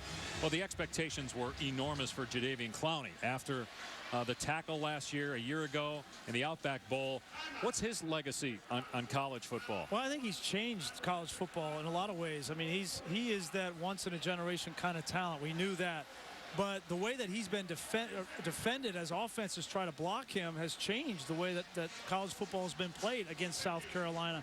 I think he's that combination of talent. Certainly, I think the people that look at him and say your stats weren't good enough this year or he took plays off, I think those are people, quite frankly, that don't know the game, that don't know how players are defended, how they affect games. You look at the numbers that Kelsey Quarles had.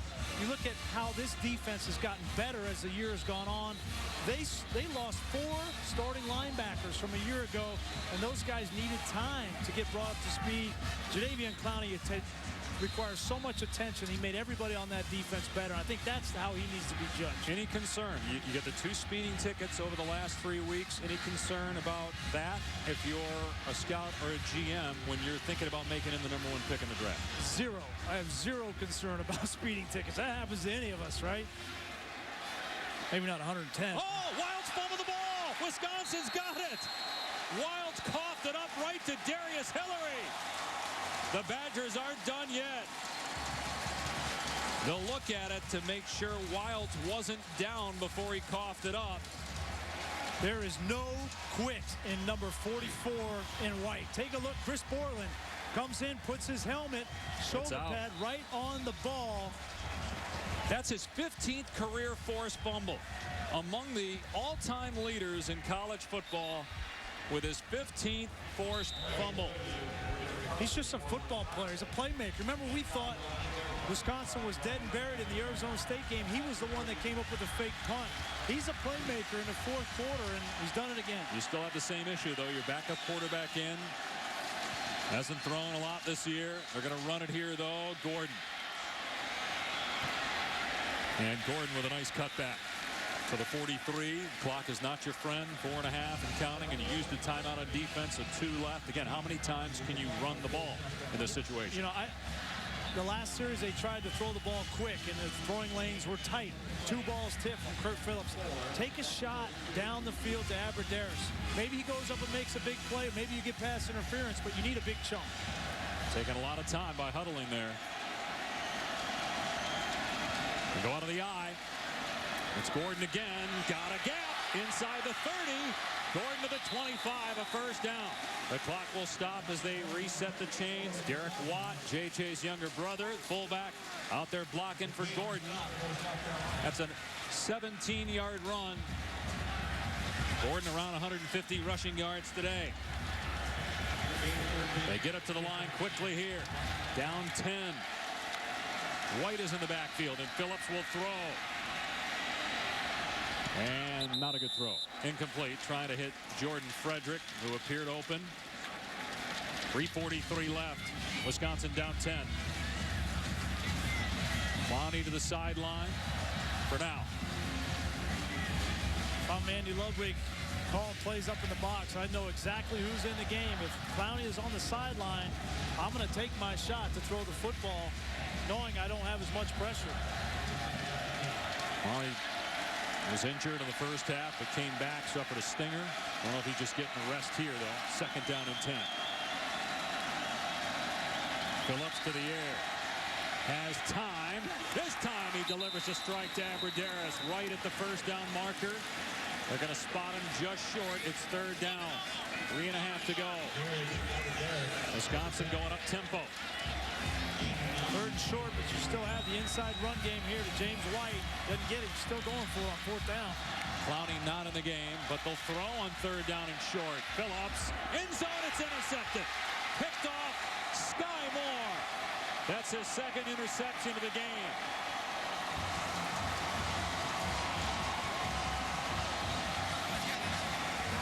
Phillips had Jacob Pedersen. They had exactly what they wanted, a 2-deep defense.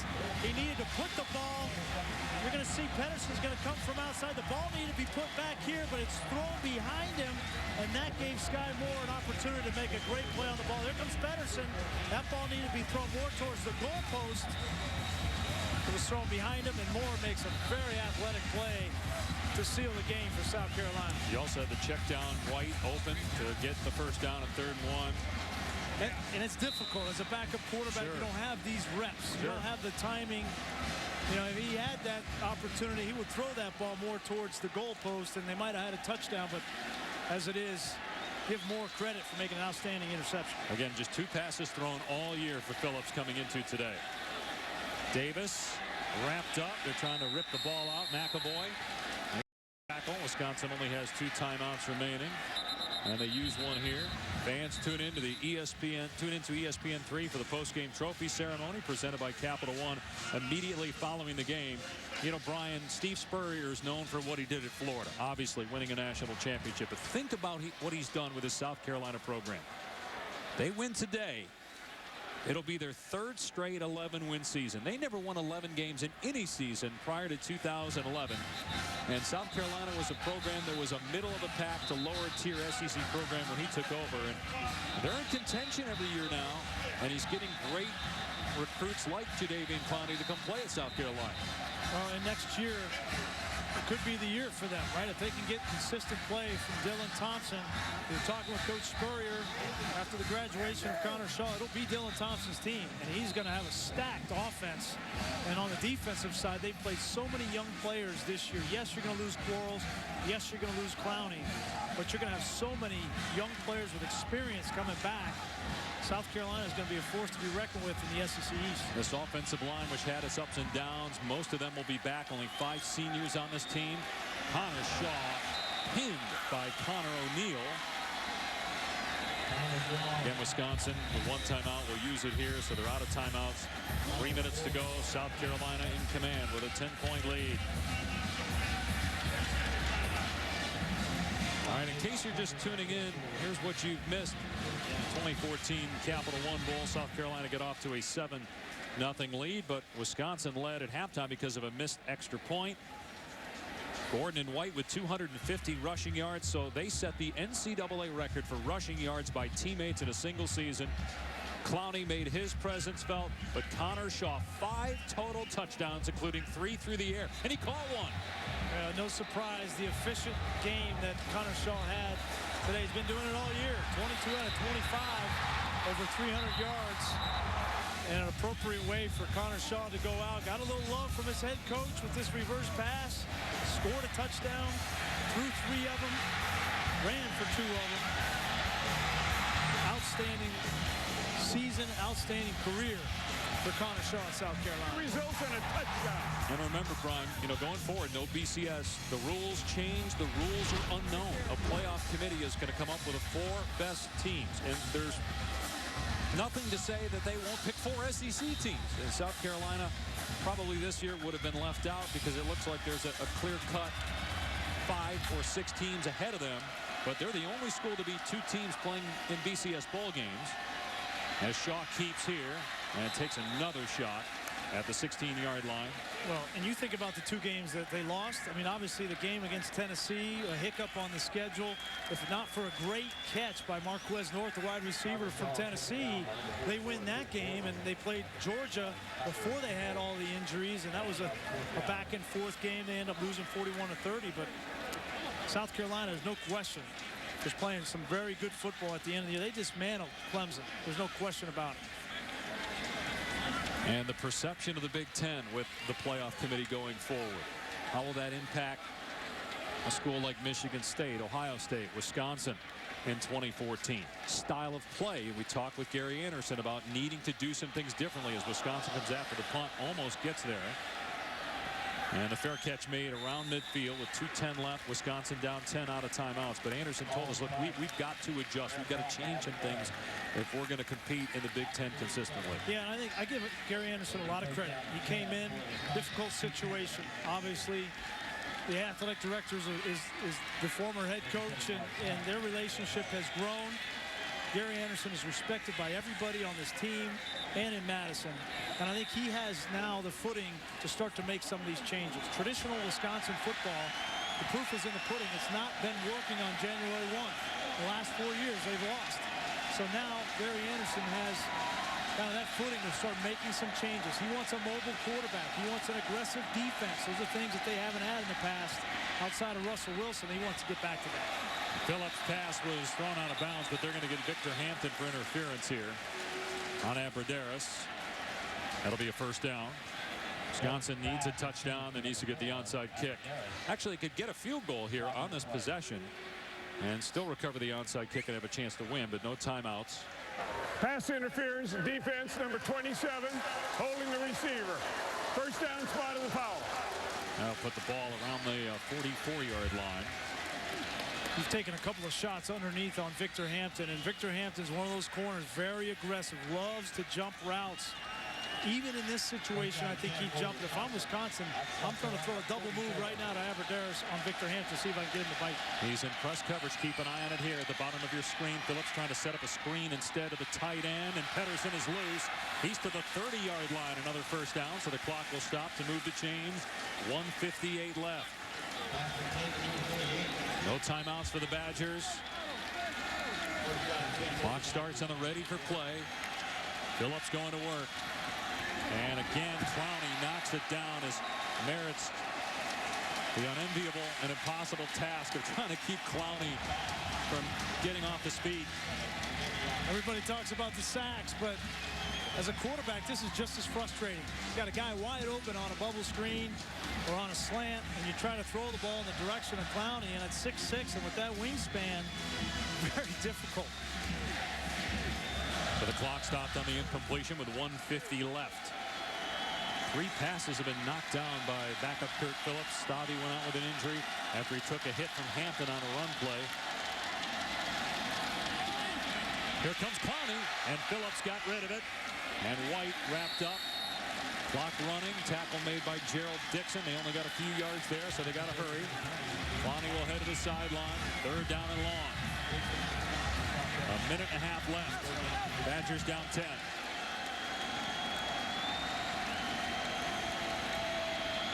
Everybody covered. Phillips trying to buy time. He'll take off. He did not head out of bounds, but he did get the first down, so that'll stop the clock momentarily with 1:17 remaining. Great effort from Kurt Phillips. Nobody open downfield. He knows he's got to get a first down and gets it.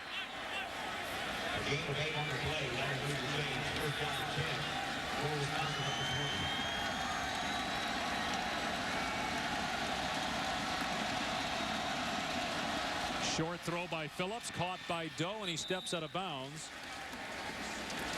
This is where Wisconsin struggles because they don't have the depth at wide receiver. So in the 2-minute drill, they can't substitute wide receivers. So Abradaris is blown right now. He can't run a double move down the field because he's run 6 routes in a row. They got no substitution. You're down 10, so again, a field goal is still an option here. You have to get an onside kick no matter what. You have to get a score on this possession. You need time left on the clock. So we'll see here if Gary Anderson, if they get inside of a minute, if he elects to kick a field goal on 3rd down.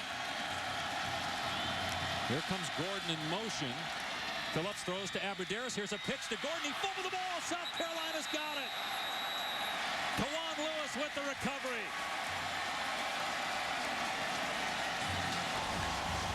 They tried a little trickery, and Gordon put it on the ground. That's his first career lost fumble. Well, I love the design of the play. It didn't look like he was going to get much more yardage. Ball was a little bit behind him. South Carolina played it very well on the defensive side. But give credit to this South Carolina defense. They were gashed in the first half.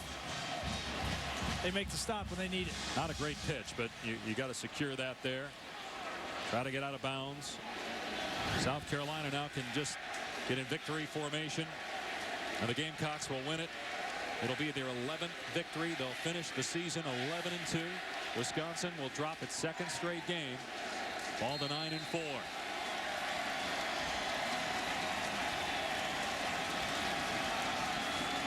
Connor Shaw, our Capital One player of the game. He threw only 3 incompletions. He did have a fumble, but Wisconsin was unable to capitalize. 3 touchdowns, over 300 passing yards, a rushing touchdown, and a receiving touchdown in his final game. Kind of fitting way for him to go out.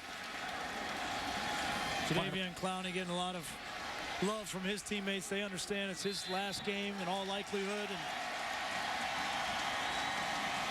And that's it. See you in the NFL, number 7. And here comes the Spurrier Gatorade bath. He knew it was coming. Oh, he put on a jacket. And he put his head, the hoodie up so he wouldn't get it caught in the back of his neck. It was proper planning from the head ball coach. I think Clowney wanted to get that in after some of Spurrier's speeding ticket remarks. That he'd be able to pay for those tickets and pay for driving school January 2nd. 3rd consecutive 11-win season, first time in school history. A great year for the Gamecocks and Steve Spurrier. And Spurrier standing by with Tom down on the field. Coach, 3 consecutive 11-win seasons. It's got to be exciting for you and this program. I tell you what, our guys played well in the 4th quarter. Gave up that kickoff return, but our offense, Connor Shaw and Bruce Ellington, and then we finally got Mike Davis a few yards, and our defense was sensational. We've been good in the 4th quarter. That's how we won 11. Connor Shaw, a remarkable year and a remarkable career. How does he stack up in your eyes with some of the greats you've coached? Well, he's the best running quarterback I guess I've ever coached, and he certainly can throw it too. And I think all the NFL guys saw how he can pass the ball. So he's got a future up there. All right, Coach. Hey, good luck and go enjoy it. Thank you, Loogie. All right, Loogie. And Steve Spurrier happy after another win of the Capital One Bowl. Hey, Jadeveon Clowney with Tom. Go ahead. Jadeveon Clowney. A great bowl win, a season that you got to be proud of. How do you feel like this season went for you? Man, it's been great, man. Just been out here with a good group of guys, and we put everything into this from the summer. And we're just out here working, man, trying to be a great football team together. I don't miss everything about Carolina, man. I love everybody here. So this is your last year in a Carolina uniform? Yes, sir. You're declaring for the NFL draft? Yes, sir. Good luck to you. Thank you, man. Take care. So, no suspense. Jadeveon Clowney had made his mind up already. He's going to the NFL. We'll see if he's the number 1 pick. J.J. Watt, brother Derek, plays for Wisconsin, was in attendance today. Will they be teammates next year?